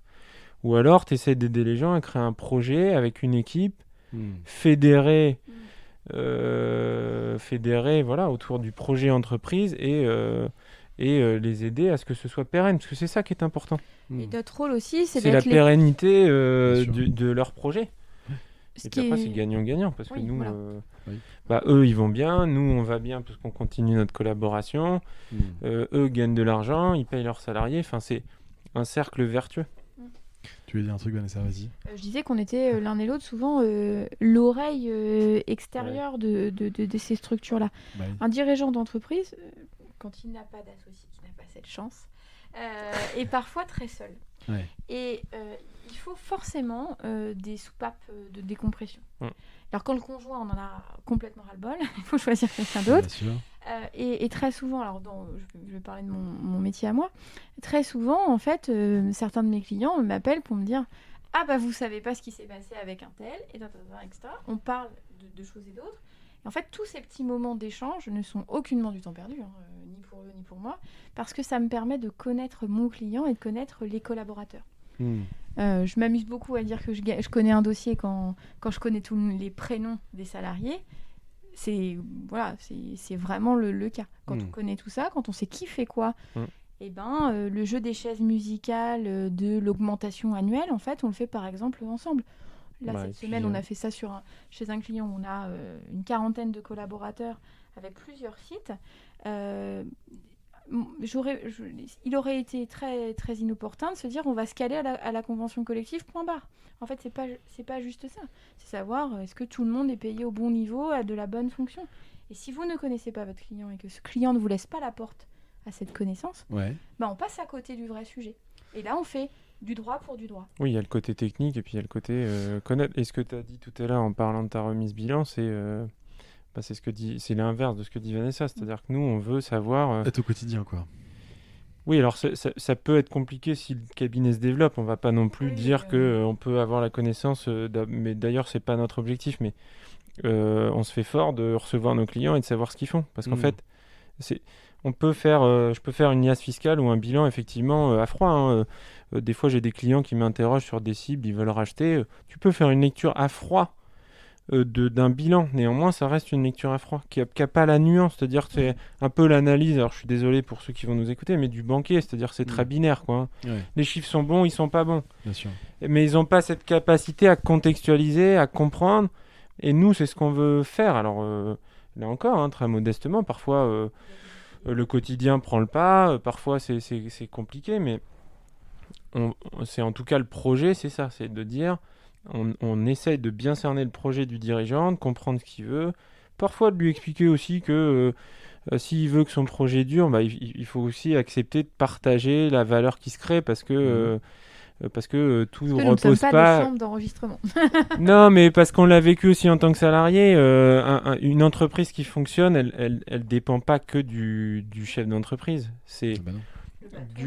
de la secrétaire ou du secrétaire, pour pas être Oui, fais attention. misogyne, aux dirigeants. C'est toute cette équipe-là qui fait que ça tient. Donc là, c'est quoi? C'est du plan d'épargne entreprise? C'est des choses Non, comme ça? pas Ça for- t'intéresse bah, trop? Bah, ça encore dépend une de fois, ce qu'ils veulent. c'est la vision Mais des c'est d'être choses. capable de leur suggérer aussi que Ouais. Attention, on il n'est peut y pas avoir tout des seul. choses à mettre en place. Ok. Pas toujours que pour eux. Pour aussi pas perdre de vue que nos salariés, Qu'est-ce à qui nous fait qu'on tous, fidélise un ils collaborateur participent de la vie de l'entreprise. Quelle est Ouais. la reconnaissance que un tel ou un tel attend? Et cette reconnaissance, elle peut être très diverse parce qu'encore une fois, nous sommes tous des humains différents. Ouais. Et lui faire prendre le temps d'analyser lui-même la situation et d'en tirer des conséquences qu'il estime lui. Mais on ne prend jamais de décision à la place de nos clients. Évidemment, on les laisse, je l'ai dit en introduction, hein, ils ne nous ont pas attendus pour diriger leur structure. Mais de temps en temps, dire hop, hop, hop, attendez, là on fait le point. Qu'est-ce qui se passe vraiment? Où est-ce qu'on en est et où on va? C'est cette oreille, cette porte ouverte vers un constat. Comment marche le business model? Alors, pour le comptable, je vois la facturation, puisque je la vis. Donc c'est pas très compliqué. Il y a des comptables qui... Moi, j'ai toujours refusé le prélèvement mensuel. Je dis non, je paye mon bilan au cul du camion, terminé. Donc je vois très bien comment tu le matérialises. Comment tu matérialises tes services à toi, Vanessa, du coup? Alors, de façon très simple, la prestation, on va dire, de conseil qui serait très ponctuelle. Tu as besoin d'un contrat de travail et tu ne veux absolument pas entrer dans un échange réciproque à long terme, donne lieu à des facturations forfaitaires, régularisées par les L'acte. conventions Oui, en one honoraires. shot, ouais. Un acte, un prix, et on sait Ok. où on va. Parce que je veux absolument m'immiscer dans le quotidien et ne pas casser mes étagères, s'il te plaît. On a eu à cœur de développer ce que moi j'appelle le BeCare. Donc Care, c'est la protection, Be, ça fait appel à notre nom, Bien sûr. qui constitue en fait des formules d'abonnement. Ouais. Les clients ont un premier frein à l'intervention d'un avocat, c'est parce qu'ils ont peur que nous soyons très très très onéreux et se disent je ne sais pas où je vais. Et c'est vrai que c'est très angoissant de ne pas savoir où on va. Donc pour régler cette problématique, on a un abonnement. C'est ça, c'est que moi je le vois dans ma propre tête ou celle de clients. Pour eux, une lettre d'un avocat, déjà c'est 500 € pour voir, quoi. Oui, alors je pense que ça c'est un lieu commun et que ça n'est pas le quotidien de l'ensemble de mes confrères. Non, mais Néanmoins, tu vois, c'est un on niveau a de- des limites, conscience. ouais, bien Il sûr. y a des choses comme ça qui restent Tu ancrées. vois. Donc pour désacraliser tout ça Ouais. et rendre les choses évidentes, qu'on soit dans un rapport simple entre mon client et moi-même, Ouais. parce que derrière l'avocat, en fait, il y a Vanessa. Donc Vanessa, elle explique aux gens très simplement qu'on va essayer d'évaluer au regard de la taille de la structure et de ce que je connais de mon métier et de ce que je sais qu'il peut se passer dans une année, un nombre moyen d'heures. D'accord ? Et on en constitue un abonnement dans lequel on pioche. Ok. Quand on a besoin beaucoup, on se sert beaucoup dans cet abonnement.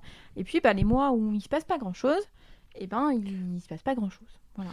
Donc je dis n'importe quoi, on croise une boîte, enfin tu croises une boîte, vous estimez qu'il y a besoin de 20 heures d'accompagnement de Vanessa par an, par exemple.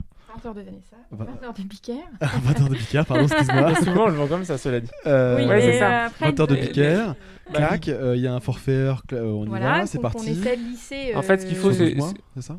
Ouais, à la sur- convenance du client, en fait. On s'adapte aussi beaucoup. Certains de nos clients ont des souhaits d'être très lissés, très mensualisés. D'autres, comme toi, peuvent dire, en fait, moi, j'ai bien compris que c'était un système d'heures. Je connais votre volume, je sais où on va. Je veux que chaque mois, on soit d'équerre entre le temps passé et le temps réglé. Ok. D'autres vont me dire, moi, je préfère quelque chose de trimestriel. On fait quelque chose de trimestriel. En fait, l'idée, c'est de s'adapter, encore une fois. Si dans la facturation, on n'est pas capable de s'adapter à notre client, Bien sûr. c'est qu'en fait, on a qu'on tout voulait, loupé ouais. dès le départ. Ce qu'on voulait, c'était surtout casser le frein que le client aurait pu avoir à demander. Oui. Il faut, en La tout grosse cas, somme à se dire dès que ouais, je parle en fait, ce qu'on veut ouais. surtout pas, c'est qu'ils, comme tu dis, ils se disent, oh, ça va me coûter du pognon, donc je Donc, je les fais appelle pas. Ce qu'on veut, c'est au moins laisser la porte ouverte à l'échange. Après, effectivement, pour avoir réfléchi sur le business model, le forfait, c'est comme le buffet à Enfin, à volonté côté. chez le restaurant. Après, on a des confrères qui ont fait le choix de forfait. Le problème, c'est que le client peut aussi dire, ouais, mais moi, peut-être que j'aurais pas besoin de vous et être réticent à cette idée d'abonnement. Donc, on est capable de s'adapter. Par contre, ce qui est ultra important pour nous, c'est surtout qu'il n'y ait pas de censure et que le client ait toujours envie de nous appeler pour une problématique. Et après, d'abord, on a l'humilité de savoir dire si c'est ou pas de notre sort, parce que parfois, ça Bien touche sûr, à des ouais, domaines c'est qu'on pas- maîtrise pas. Mhm. Et notre ADN, c'est de toujours essayer de chercher un interlocuteur ou une solution. Mhm. Pas forcément de vouloir tout faire, Non. mais au moins de chercher, l'aider bien et sûr. qu'il soit pas tout seul au milieu du gué. Mm.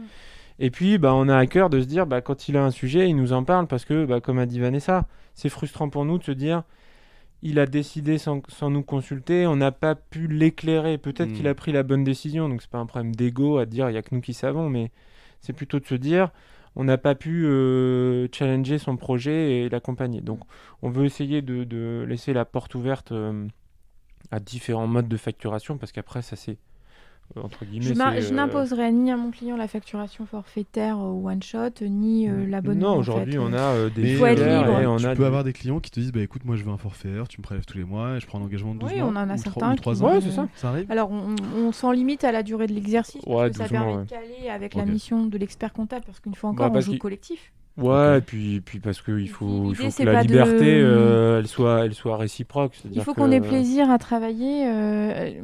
La mission de l'avocat, c'est aussi pouvoir travailler et exercer son mandat avec beaucoup de sérénité et de façon réciproque avec le client. Ok. Je- j'ai envie d'avoir plaisir de travailler pour mes clients et je veux que ce soit un plaisir d'échanger avec moi.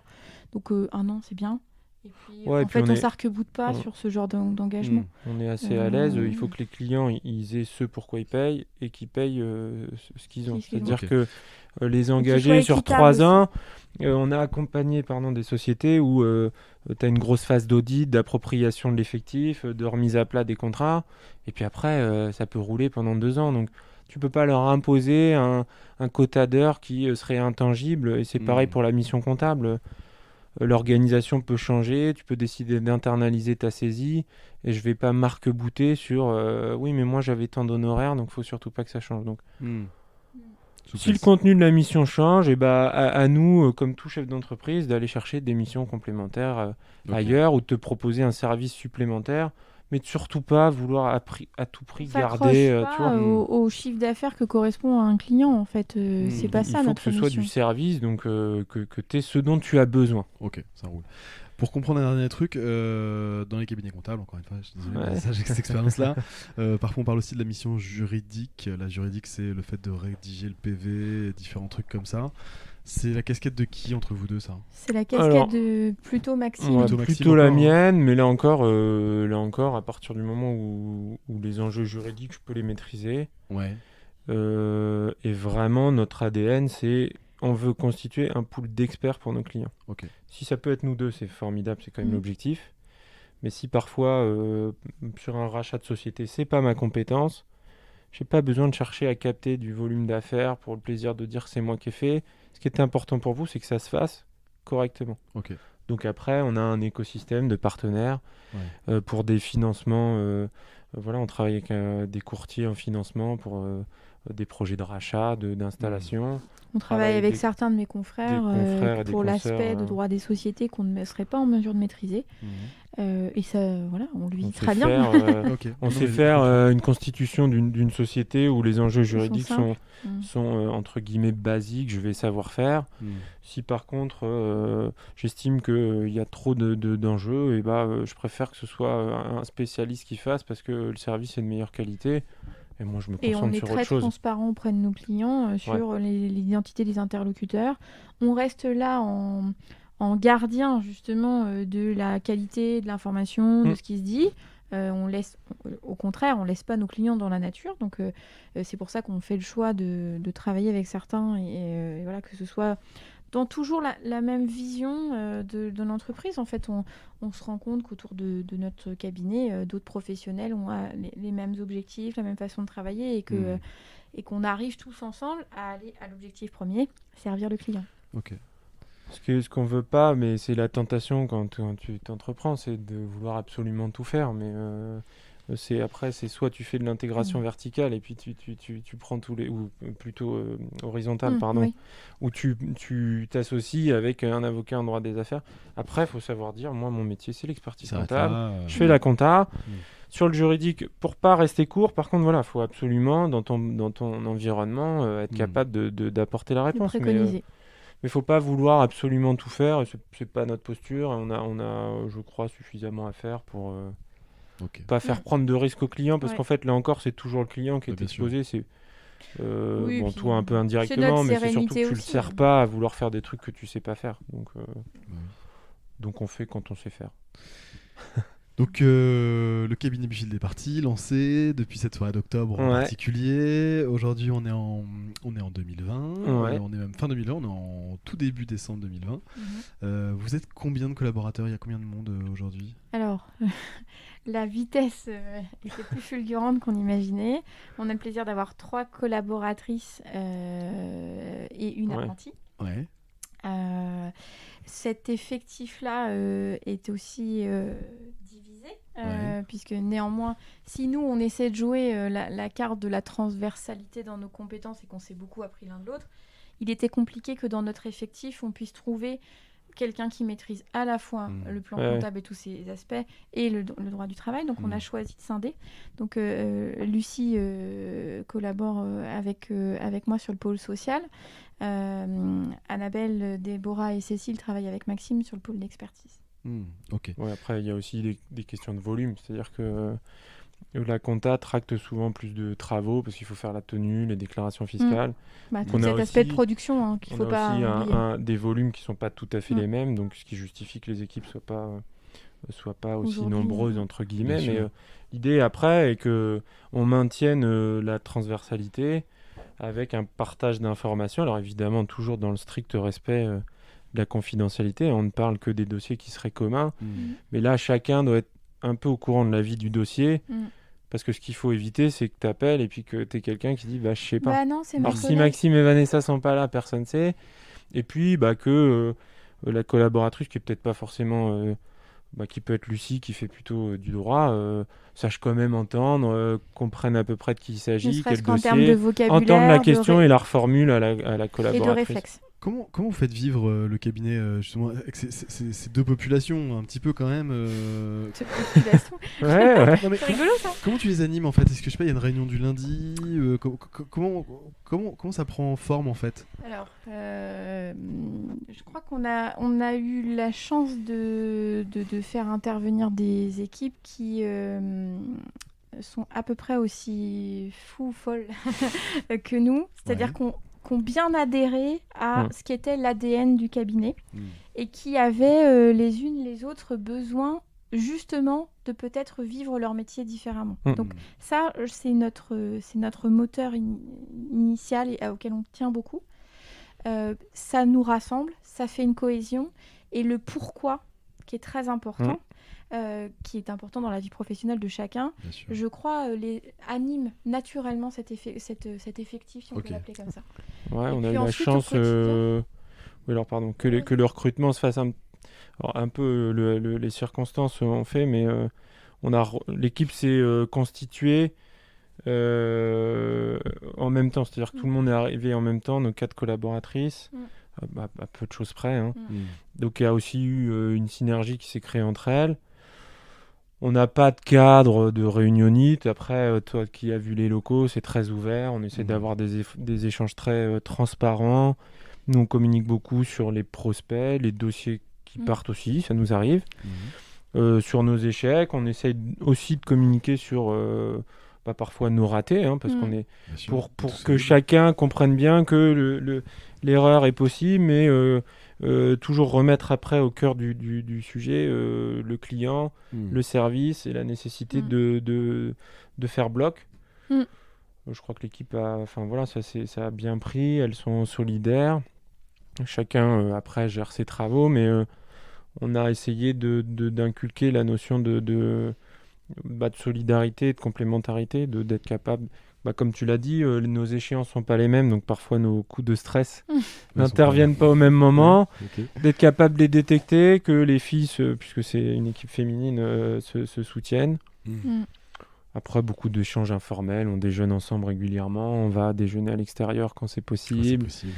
En fait, on essaie de constituer une équipe, Ouais, en bien fait, sûr. tout simplement, Ouais. où Maxime et moi, on est exposés en premier lieu auprès de nos clients, mais pas nécessairement. Elles ont leur place, elles ont leur identité. C'est important que nos clients les connaissent et qu'elles connaissent nos clients. Mm. Donc il y a eu aussi toute cette phase, qui est encore en cours évidemment, d'apprentissage de qui est qui. À qui on communique comment. Est-ce que ce client-là, quand il appelle à 9h moins le quart, on lui dit qu'il faudra qu'il attende, ou est-ce qu'on se débrouille pour me trouver. Toutes ces petites choses-là, c'est l'information qui est importante et qui les met aussi en confiance dans leur métier. Bien sûr. Parce que c'est pas évident du jour au lendemain d'expliquer, en ce qui me concerne, à certains clients qui travaillent avec moi depuis 7-8 ans, qu'en fait, il y a moi, mais il va y avoir quelqu'un d'autre qui va mettre les mains dans son dossier et qu'il va falloir lui faire confiance de la même façon. Et donc, c'est pas simple pour le client. Et c'est pas simple non plus pour la personne qui arrive, qui du coup doit batailler pour acquérir cette confiance. Mon travail de manager et par ailleurs de prestataire, c'est d'aller rallier tout le monde et dire tout va bien en fait. Je ne cache pas Lucie dans un placard, tout le monde la connaît, elle envoie des mails par elle-même. Et voilà. Et ça, c'est important pour mettre les fondations d'une collaboration efficace sur le long terme. Les filles partagent pas de logiciel en commun en fait, du coup.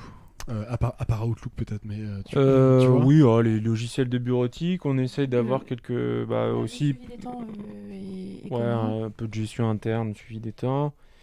Les circonstances actuelles nous obligent à utiliser des nouveaux outils type Slack. D'accord. Vous êtes sur Slack ? Ouais, on a. Ouais, là tu sens vous connaissez ça. Mais ils ont Internet. On vient moi c'est un doux rêve que j'ai, mais je bosse. Alors pour le je suis tome pas 2 complètement persuadé qu'on l'utilise. À toute sa C'est un truc que j'entends compétence. beaucoup, que je vois beaucoup dans les startups parisiennes, mais j'ai pas l'impression que nous, en région, en tout cas en Seine-Maritime, à Rouen, on soit beaucoup de boîtes à l'utiliser. J'imagine qu'il y a un bénéfice En de fait, dingue. Alors, on l'a mis en place. Utilisé surtout en mode WhatsApp professionnel. Ok. Alors pour deux raisons. La première, c'est que on a un certain nombre de dossiers, on est quand même 6 au cabinet. Ouais. Si on restait sur un fil commun, c'était clairement le bazar et personne s'y retrouvait. Ok. Donc par sécurité, on crée des chaînes correspondant Thématique. aux clients, T'as thématiques. un canal par Et c'est client. aussi pour éviter, et là je pense au droit à la déconnexion des collaborateurs, l'information qui sert à rien. Bien sûr. Et par ailleurs, dans tout le respect de tout ce qu'on s'est dit sur c'est-à-dire, la confidentialité des échanges qui ne me regardent pas sur des dossiers dans lesquels On je a un n'interviens pas. WhatsApp où on peut se permettre, parce Savoir qu'il qui y a un mange où, lien un peu plus humain qui se crée, de s'échanger quelques âneries. Mais Mais le il travail faut que ça puisse demeure être débranché. dans- Et du coup, il faut pas que ça se mélange non plus avec le pro. Donc Slack, c'est le pro. Le télétravail qu'on a mis en place, compte tenu du contexte, nous a aussi incité à se dire il faut quand même que l'information circule. Et si on n'est plus tous au même endroit au même moment, il faut pas que ça néanmoins empâtisse. qu'on garde tous le même niveau de connaissance de ce qui se passe. Bien Donc sûr. typiquement, un client qui vient nous appeler pour nous indiquer que telle personne part. Il y a du travail pour Vanessa Lucie. Ça a des incidences parce que c'était potentiellement un interlocuteur qu'on avait nous en compta. Donc voilà. Ok. Donc je n'ai pas gardé cette information pour moi, je l'ai communiquée à tout le monde pour que Et tout le monde ça, il y soit a au courant. une ligne dans Dans- Slack. Ouais, En fait, dans voilà. Slack, Ok. tu as autant de conversations que de clients qu'on crée au fil de l'eau. On ajoute ceux qui sont concernés. Donc certains fils ne concernent pas le pôle social, on va dire. Et inversement. Et ça évite après les mails où ça pollue. Là, c'est pour garder la spontanéité de l'échange. Et Oui. puis après, sur des trucs un petit peu plus spécifiques, on va privilégier le mail. Après, on a des outils métiers, mais Enfin, vous, ça, un c'est peu très moins. basique, hein. Ouais. Déjà, c'est vachement moderne. Déjà, sur Slack, je veux dire. Oui, En fait, c'est un oui, confort. après, Honnêtement, moi, je suis la moins technologique des deux. Et en fait, c'est le confort de l'assurance de maîtriser l'information. Ce qui est très compliqué dans un cabinet qui grandit, c'est avoir le sentiment que vous perdez le fil de ce qui se passe. Et nos clients ne doivent pas en pâtir de ni notre organisation, ni notre développement. Voilà, c'est la force des choses. Hein. On n'est pas plus geek que d'autres ou Non. moins, c'est que aussi on voit bien que entre s'aider, moi j'ai commencé, on était dans un bureau de 9 mètres carrés et ma collaboratrice était à 1 mètre de moi et puis aujourd'hui on est 6. Vanessa et moi on est quand même assez souvent à l'extérieur ou en rendez-vous, donc il faut aussi structurer la circulation de l'info, garder une trace parce qu'évidemment on est des professions où la matérialité compte. Donc voilà, bon après on a regardé ça, je pense qu'on l'utilise de très très superficiellement, mais c'est un petit début quoi. Ouais, c'est bien, c'est top. Voilà, et après on a d'autres idées sur des outils, mais qui doivent juste servir le service. On n'est pas on cherche pas à avoir des outils pour des outils puis dire ouais, on est très mode, nous on est Non, mais start-up. je sais pas, un CRM, je sais pas si ça ferait un sens dans un cabinet On comme a le vôtre. on avait regardé. Mm. Moi j'avais regardé un peu HubSpot parce que je suis assez attentif à tous ces trucs-là aussi pour la partie conseil client. Ah oui. C'est très orienté acquisition client, c'est-à-dire très orienté commercial, c'est-à-dire tu as tes stats et puis il faut shooter.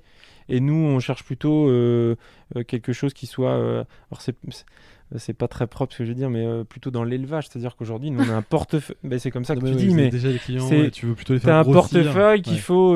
mais si Faire c'est comme ça qu'on maintenir. dit, je suis Oui, désolé, c'est oui. pas... C'est techniquement pas heureux, exactement mais- ça. Hein. Moi, je suis un pur On a un vendeur, portefeuille et C'est ça. en fait il faut faire vivre le portefeuille plutôt que d'aller chasser, il faut élever, et donc on a mis là du Excel très basique. Ok. On a nos indicateurs sur la répartition Des du indicateurs chiffre. qui comptent pour nous en fait. On fait Ouais. toujours du homemade, si on veut le dire comme ça. On a des indicateurs sur comment dirais-je, la durée de vie de l'entreprise, c'est-à-dire est-ce que c'est une entreprise qui a plus ou moins de 2 ans, 3 ans, 4 ans, Bien sûr. sa fidélité au cabinet, parce qu'on veut C'est petit important. à petit commencer aussi à être capable d'identifier non pas le client qui rapporte le plus, mais aussi le client qui est fidèle Qui est toujours là. et qui est nous fait aussi grandir. important que celui qui pèse très très lourd. Le poids respectif des clients, parce que pour des raisons d'indépendance, il faut aussi s'assurer que on se fait pas déborder. Donc oui, après on a fait du bricolette. Si Jean veut une petite confidence, parce que je vois bien son œil Qu'est-ce qu'il a mon à œil, la Vanessa recherche. Oui, Par ce souci aussi, pour répondre à deux sujets. Le premier, c'est que nos clients sont des dirigeants qui de plus en plus vivent dans un contexte resserré, stressant. Ouais. Et pour cette première raison, et pour aussi une certaine équité entre tous nos clients, on a dans nos multiples cartons qui sont dans nos têtes l'idée de peut-être constituer une sorte de ticket d'entrée, en fait, de ticket d'incident, on peut l'appeler comme ça quand on est dans les télécommunications, pour essayer de formaliser la démarche en fait. À partir du moment où tu as une question, ce que tu veux savoir, c'est quand est-ce que tu auras ta réponse. Malheureusement, aujourd'hui, le volume est tel que tout peut se positionner au même endroit. Quand tu penses cette question, en fait, si je te dis « je serai en mesure de te répondre, mais dans 48 heures », pendant 48 heures, tu t'inquiètes pas.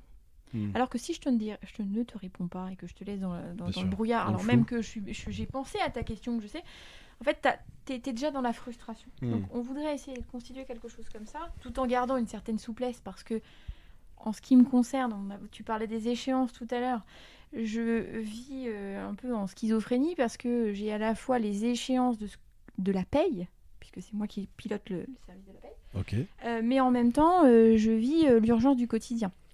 Ce matin, devait se profiler une journée assez paisible.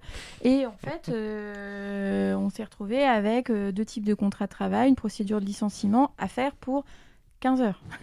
Donc voilà. Donc tout ça, l'urgence fait que, évidemment, cette procédure pourrait être aménagée au regard de tous ces éléments. Donc c'est ce vers quoi on essaie de travailler. C'est un peu uniformiser les procédures, les canaux aussi de contact. Parce qu'aujourd'hui... Ça vient de partout. Ouais. Aujourd'hui, nos clients, ils nous appellent sur le fixe, sur nos portables, ils nous emailent, SMS, ils nous Messenger, WhatsApp. Et en fait, notre plus grande difficulté, c'est jongler avec les échéances et l'urgence, qui parfois n'en est pas une, et ça, il faut juste être pédagogue. Gérer les canaux, parce que t'es en bagnole, tu lis le SMS, tu te dis... Bon, alors, tu le lis sur ta voiture, évidemment, et dans le respect du code de la route. Merci. Mais t'arrives en rendez-vous, donc il faut pas perdre de vue qu'en fait, t'avais lu un SMS qui doit donner lieu à une suite.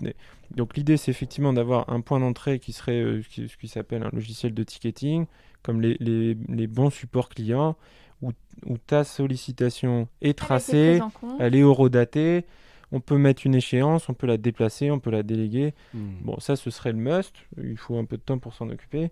Un système qui capte l'information et qui... Oui, qui mais nous tu aide sais, aussi comme, au tu, quotidien. comme quand tu appelles Bouygues, par exemple, et qu'on te dit votre demande a bien été prise en compte, voilà le numéro de ticket, on va y donner suite. Et puis, une fois qu'on t'a résolu le problème, ton ticket est clos. On va regarder si on peut pas avoir une solution qui permettrait aussi de gérer ces Alors, demandes. il ne s'agit pas de perdre l'humanité de nos échanges. Non, mais de avec garder nos la clients, trace, par mais en contre. tout cas, garder bien ce sûr. profil-là Parce que, et être rassurant. Et peut-être, du coup, éviter la démultiplication et des canaux et des sollicitations. Donc, on essaie de tranquilliser et de séréniser nos relations et surtout les problématiques de nos clients. Donc, peut-être que ce serait quelque chose qu'on aimerait mettre en œuvre. J'ai vu. On va parler un peu de prospective rapidement parce qu'on va arriver tout doucement sur la fin du podcast. Déjà, j'ai l'impression que ça Oh, fait mais 10 j'ai minutes qu'on l'impression parle. que Ça je vient te parle de de commencer. On a bien vu le parcours, on a bien vu Ouais. aujourd'hui. Alors, je sais pas si on peut le dire, c'est combien de clients à peu près aujourd'hui Bifield Aujourd'hui, il y a il y a 95 dossiers. Alors, tu sais, tu as des dossiers, tu as un dirigeant qui peut avoir une petite SCI. Donc, oui, on va dire 75 dirigeants peut-être. à peu près. 75 dirigeants en expertise, expertise et puis qui une sont, quarantaine en dossier actif social. Ok. Ouais. Et ça, c'est rentable, ça y est, vous êtes à l'équilibre depuis... Oui, on peut dire sans Oui. rougir que ça va. Ça va. Sachant ok. qu'on a un business model, notamment sur l'expertise, avec beaucoup de prévisibilité, puisque j'ai des contrats de 12 mois. Donc, sauf accident industriel, j'ai une idée assez précise de ce que je dois facturer sur 12 mois. Ok. Moi, j'ai un bon expert comptable. Et toi, t'es un bon expert comptable. Si on se projette alors, c'est un peu dur de se projeter en ce moment, mais Ouais. bon, vous avez la chance d'avoir peut-être une activité où on peut se projeter plus On a peut cette facilement. chance, essayer, oui. À 3 ans, Bifield, c'est quoi? À 3 ans, en tout cas pour ma part, j'espère qu'on aura dupliqué notre tandem expert comptable avocat à d'autres personnes qu'on aura su embarquer et qui auront l'ADN de Bifield. Ce serait une très belle réussite. Et puis, à défaut, au moins maintenir le plaisir qu'on a à travailler tous les jours chez Bifield. Ouais, l'idée, donc là on a recruté sur la partie expertise, on a recruté Déborah qui est une jeune alternante qui suit un parcours master à Neoma. L'idée c'est de pouvoir monter nos 4 collaboratrices en compétences. En fait, dans 3 ans, la réussite ce serait déjà d'avoir consolidé notre équipe, de continuer de faire vivre le projet. Après, on veut essayer d'être un peu moins focus sur le chiffre parce que quelque part, il faut aussi garder une certaine qualité de travail, de vie. Après, évidemment, on aime le challenge et tu fais pas ça pour dire bah là, ça y est, j'ai assez de clients et puis on s'arrête. Non. Mais Le sentiment d'être arrivé, on ça. veut aussi, on s'était posé la question dès le démarrage et en posant les bases du projet, on veut garder une taille humaine. Moi, j'aime.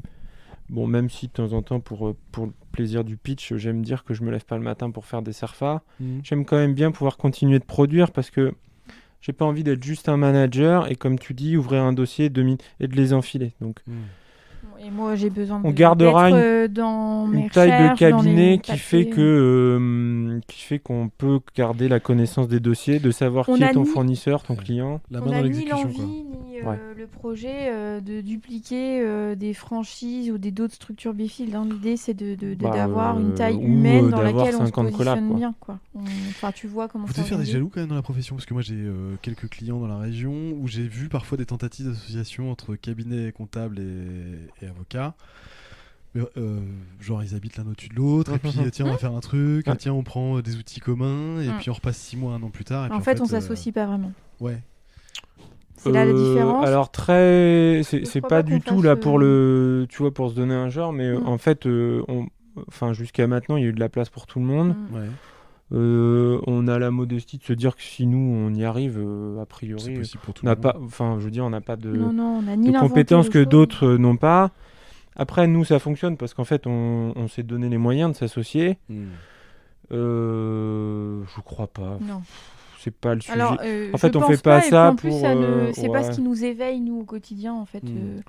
On apprécie la Vous avez pas des confraternité. confrères qui vous disent tiens comment t'as fait tel truc machin, Non. par curiosité de se dire Pas tiens du après tout. tout. Non, alors Enfin, Non. non, on va pas dire que Nos c'était copains, frustrant. On s'attendait au niveau ordinal à ce que peut-être, parce que le discours est quand même de dire qu'il faut moderniser nos professions, aller de l'avant, s'orienter vers des nouvelles choses. On va pas cacher Faire une survivre les professions. petite déception de l'absence complète de curiosité de nos deux ordres. D'accord. C'est-à-dire qu'on s'est inscrit et on n'a été reçu par aucun des deux ordres. Alors, on s'attendait pas non plus à ce qu'on nous déroule Non. le tapis rouge, mais en fait, ça aurait pu être intéressant que le président du barreau, le bâtonnier, pardon, et le président de l'ordre nous dise, bah tiens, vous avez une initiative un peu originale. Parlons-en. Juste, Quoi, on se rend comment compte, Ouais, quoi. bien sûr. Bon, après, honnêtement, on le fait pas pour les instances, on le fait dans le respect des règles, bien sûr, mais on le fait pour nous parce qu'on trouve que c'est un beau projet, et on le fait pour les clients. Et je pense que c'est déjà bien et que ça nous occupe au quotidien. On le fait pas pour piquer des clients aux autres. En fait, aujourd'hui, les clients qui arrivent au cabinet sont souvent des créateurs. Donc, de toute façon, c'est des gens qu'on capte. Voilà, on cherche pas à débaucher, à démarcher de clients. Je crois pas, en fait. On s'est jamais posé la question. Ces fameux créateurs qui viennent vous voir, ils ont peut-être besoin de conseils aussi sur tout ce qui est pacte d'associés, due diligence. Alors c'est de l'anglais, mais c'est pour quand ils font des levées de fonds et tout. Ça aujourd'hui, c'est pas dans vos champs de compétences du coup. Non, c'est pour la même raison que tout à l'heure pour le juridique dont tu parlais.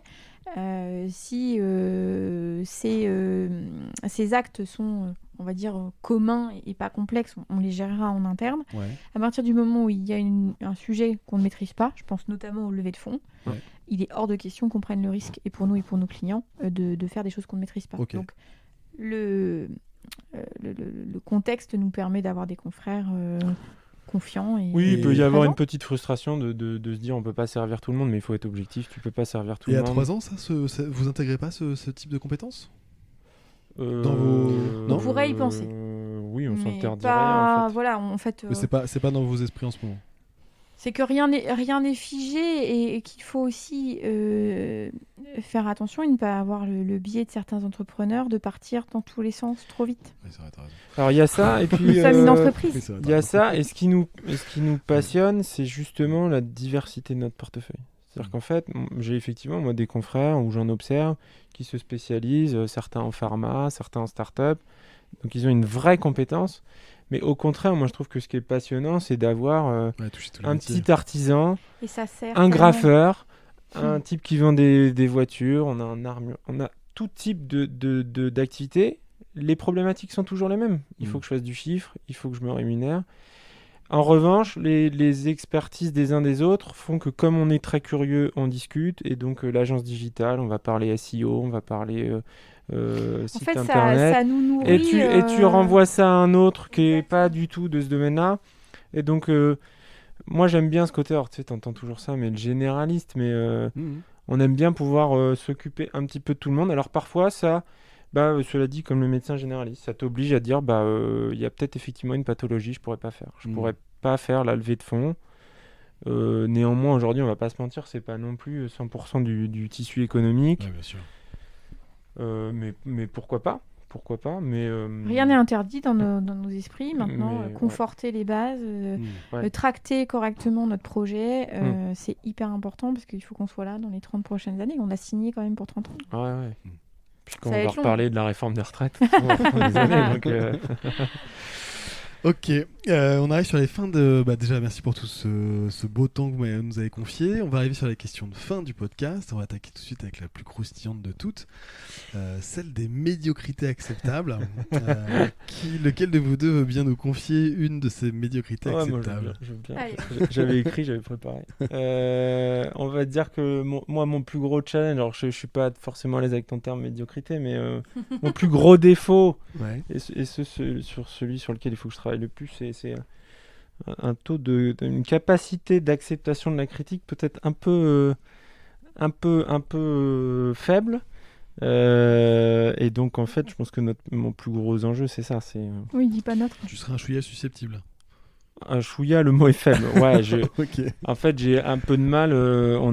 J'ai un petit peu d'ego, en tout cas me concernant. Je sais pas pourquoi je veux t'associer, même si je pense que tu pourrais partager cette médiocrité. Ouais, mon plus gros challenge, c'est d'accepter de temps en temps de pouvoir être remis en cause. Ouais. Alors non pas parce que je me considère comme un C'est sachant, pas le melon du sachant. mais c'est plus parce que voilà, j'ai des convictions très fortes Mm. et je suis passionné. Donc en fait, j'arrive pas à faire les choses à moitié. Et donc c'est vrai que quand j'embarque pas, ça me frustre. Et donc la petite critique va me rendre un peu chafouin. Après, j'arrive à essayer d'y travailler pour aussi tu mets un entendre plan qu'elle peut être d'attaque. constructive. Mm. Et me dire, bah, rien que pour le principe, je vais te montrer que t'es tort et donc je vais faire mieux. Donc voilà, j'essaie de... Ça, c'est le côté persévérant donc, du process.com.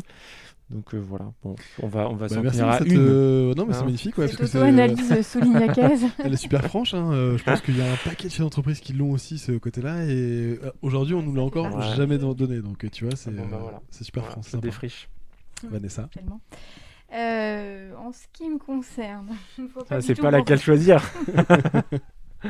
Non, je crois que l'une de mes médiocrités serait mon impatience. Ouais. En fait, j'ai envie de tout faire tout le temps et je voudrais qu'on soit déjà demain pour traiter le sujet. Donc, cette impatience, c'est aussi beaucoup d'énergie. Donc, je pense que je fatigue aussi beaucoup les gens qui sont autour de moi. Et je ne vise personne. Maintenant, comme elle est avouable, c'est aussi une capacité à les tracter et le terme est adapté. Certains des gens avec qui on a l'occasion de travailler, d'être ce moteur, de se dire, en fait, il n'y a pas de problème, il y a que des solutions, on va y aller, c'est pas grave, on est au fond du trou, mais on va se relever les manches. Donc ouais, cette impatience compte dans mon quotidien. Ce qui fait qu'on a pu aussi s'associer vite, c'est en fait notre capacité À décider. à décider, à vouloir que les choses se fassent. Donc oui, impatience, mais aussi moteur, souvent quand même. Il faut quand même, comme dans un bon CV, que tes défauts soient des qualités. Donc On est bien d'accord. On est bien d'accord. Ça on se marche. rassure comme on peut. Avant-dernière question, qu'est-ce que vous auriez comme contenu à nous recommander? Alors, vous pouvez le faire chacun votre tour si vous voulez. Vas-y, Contenu, si tu c'est, veux commencer. Alors moi, je vais faire un truc très vendredi soir, Francis très Lefebvre. Friday-wear. Alors, vas-y. oui, c'est vrai que j'ai une passion pour Francis Lefebvre et Navis, mais comme je pense que la Pour un plupart de public nos averti, quand même. interlocuteurs ne connaissent pas et n'auront pas ce plaisir partagé, comme à mes heures perdues, je navigue sur Instagram comme n'importe qui et j'ai une page que j'aime beaucoup qui s'appelle Mathou, M-A-T-H-O-U, Ok. qui est une illustratrice qui a un petit personnage blond très sympathique et qui décrit sa vie quotidienne de femme professionnelle. Et de temps en temps, quand je regarde ces illustrations, je vois tellement la réalité de ma vie que ça me fait sourire et que j'ai envie de le partager. Donc Matou sur Insta. Hein. Voilà, c'est Ok, ça. ce C'est une sera illustratrice qui fait des livres par ailleurs pour enfants, je crois. Ok, bah, je mettrai le lien dans le descriptif de l'épisode. Maxime. Ah oui, alors moi c'est beaucoup moins fun. Mais moi, je suis la fun des deux, hein. ouais, Ah oui. bien sûr. J'ai pas de bien costume sûr. gris. T'as commencé avec le Francis Lefebvre, hein, quand Oui, même, oui, hein, dans on le va genre pas- fun. Parce que c'est ma vraie passion, mais je peux pas le dire. Non, moi j'ai une lecture un peu enfin que j'aime pouvoir Oui. faire quand j'ai le temps, Harvard Business Review, qui est aussi l'occasion de regarder d'autres sujets et d'être éclairé sur l'économie et le fonctionnement des entreprises. Donc voilà, c'est un petit peu plus sérieux, ça occupe. Voilà, mais c'est une lecture dont on s'inspire ou Oui. voilà, ça nous fait toujours phosphorer. Alors on prend fébrilement plein de notes. Après, bon, on n'a pas toujours On a le temps des de les mettre. fiches avec des trucs et des. Mm. On a une application qu'on aimait beaucoup sur le mapping. Ouais, c'est vrai. Donc voilà, Harvard Business Review. HBR. Voilà, je vais très Ouais, modestement. moi je sais quand je prends l'avion ou le train, en général je m'en achète un. Ouais, le problème c'est que Maxime ne prend ni l'avion ni le train. Ah, faut partir plus en vacances, Ouais. Maxime. Il faut lâcher. C'est ça. Mais je l'avais déjà eu par un autre patron de boîte qui était Benoît Roulis chez Clinéol qui m'avait dit tiens, Harvard Business Review. Ouais, moi j'ai découvert c'est vraiment ça chouette. dans un club de réflexion d'experts comptables, donc ça peut paraître fou, mais qui justement nous incitait à s'ouvrir un peu à ce qui Bah, se bien fait sûr. ailleurs et à être des vrais chefs d'entreprise. Et c'est vrai que depuis, j'aime bien. Ok. Pas toujours le temps de tout lire, mais voilà. Quelle serait là où les personnes que vous souhaitez nous recommander pour aller faire un podcast avec eux? Alors en fait, on a pensé à un duo, puisque nous sommes un duo et qu'on a eu l'occasion de rencontrer un duo qui nous a beaucoup plu, parce qu'il y a un effet de miroir. Donc il s'agit de Christine et David, donc Christine Frémont et David Boff, dont l'activité sera transmises par Maxime. Qu'est-ce qu'ils font, David et Christine, alors? Ils sont donc ces deux jeunes chefs d'entreprise, puisque leur activité est assez récente, qui ont des centres d'accompagnement à l'amincissement, mais sur un volet vraiment médical. C'est pas de l'amincissement esthétique. Voilà, esthétique, c'est vraiment un Je vrai... finis les phrases, parce que parfois c'est compliqué. Oui, en fin de journée, c'est vrai, en fin de podcast. Non, il y a une vraie dominante thérapeutique. Ils ont des diététiciennes, donc on n'est pas sur voilà, de la revue féminine et puis perte de poids pour un mois pour l'été. Donc ça, c'est le contenu de l'activité. Sur les profils, ces ils deux sont personnages vraiment promoteurs. Si on peut refaire un point sur notre process.com, et ils ont un profil hyper sympathique. On les aime beaucoup. Et ils ont une ils carrière ont une vraie salariée, vision entrepreneuriale. un vrai déclic a priori qui pourrait être intéressant de partager pour s'installer à leur compte. Voilà. Un Ils ont eu l'occasion de dynamisme, travailler ensemble dans d'autres contextes, donc c'est un vrai choix. C'est un couple? Pas du tout. Pas du tout. Pas du tout. C'est un couple C'est pour entrepreneurial, d'accord. Ok. Voilà, un binôme. C'est Ok, pour c'est ça un que binôme. l'effet de miroir nous a beaucoup parlé. Ok, ça marche. Voilà. Bah écoutez, c'est super, merci beaucoup. Merci à toi. Comment on fait pour vous contacter, pour les clients ou les auditeurs qui auraient un déclic? C'est assez simple. On a une adresse On a mail. 3615 Bifield. 3615 Bifield. Voilà. Sinon, le télégramme, ça marche. Il y a la télécopie en route. La télépathie aussi. Eh ben, on a des très très beaux locaux à Belle-Boeuf, Mhm. 4 rue du Pacifique. Voilà. Puis après, mail vanessa@bifield.fr ou maxime @bifield.fr. .fr. Ok, en un seul mot. LinkedIn un peu? On y Oui. fait quelques apparitions, mais vraiment très très rares. Oui. Mais Non, je parce que blague. Non, Non, mais oui, on ça, aime bien. on C'est aime un bien. canal qu'on aime bien. c'est vachement pratique quand même. On s'est capté comme ça. Par là, ouais, tout à fait. Bon, on essaye de regarder ce qui se fait, on essaie de pouvoir aussi dire ce qu'on fait, Bah bien sûr. parce que c'est Et puis nécessaire. s'enrichir des autres, en fait. C'est important de connaître ce qui se passe autour de nous. On aime le réseau, on aime l'échange. En fait, On c'est... aime les gens. Ouais, non, mais pour de vrai, c'est que ce qui est passionnant dans notre métier, c'est voilà, passer 1 heure avec un dirigeant à discuter de son. L'aspect technique est souvent, je vais pas dire accessoire pour pas qu'on se méprenne Non, sur non, ce non. qu'on produit, mais les gens viennent pas pour savoir si on met dans la case truc muche tel chiffre. 761, Donc, du coup. Et le gasoil, on le met en 600, 640. exactement. Oh, monsieur est connaisseur. Oui, il connaît. Hé, hé. Waouh. Non, mais on aime le réseau. C'est là où on tu a me fais fait. rêver, tu vois. Je frime. On a fait partie de club d'affaires, on a Ouais. fait des after-work, on est évidemment sur LinkedIn, parce que c'est On donne cet nos échange temps, qu'on aime, on mais donne nos temps aussi. pas que pour capter, pour échanger et rencontrer des dirigeants qui nous éclairent, qui nous inspirent, qui voilà, nous font avancer. Cool. Bah, ce sera les mots de la fin. Merci beaucoup, Maxime et Merci, Vanessa, pour Merci à cet toi. échange. Chers auditeurs, bah, écoutez, à très bientôt. Bye bye, ciao, ciao. Merci d'avoir écouté cette émission jusqu'au bout. Pensez à vous abonner via votre plateforme d'écoute préférée, car nous publions un épisode chaque dimanche. Vous pouvez nous aider à nous faire connaître en mettant une note 5 étoiles et un gentil commentaire dans Apple Podcast et en partageant à 2 personnes de votre entourage. Pour nous contacter, envoyez-nous un email à l'adresse lepodcastsmallisbeautiful en un seul mot @gmail.com. À bientôt.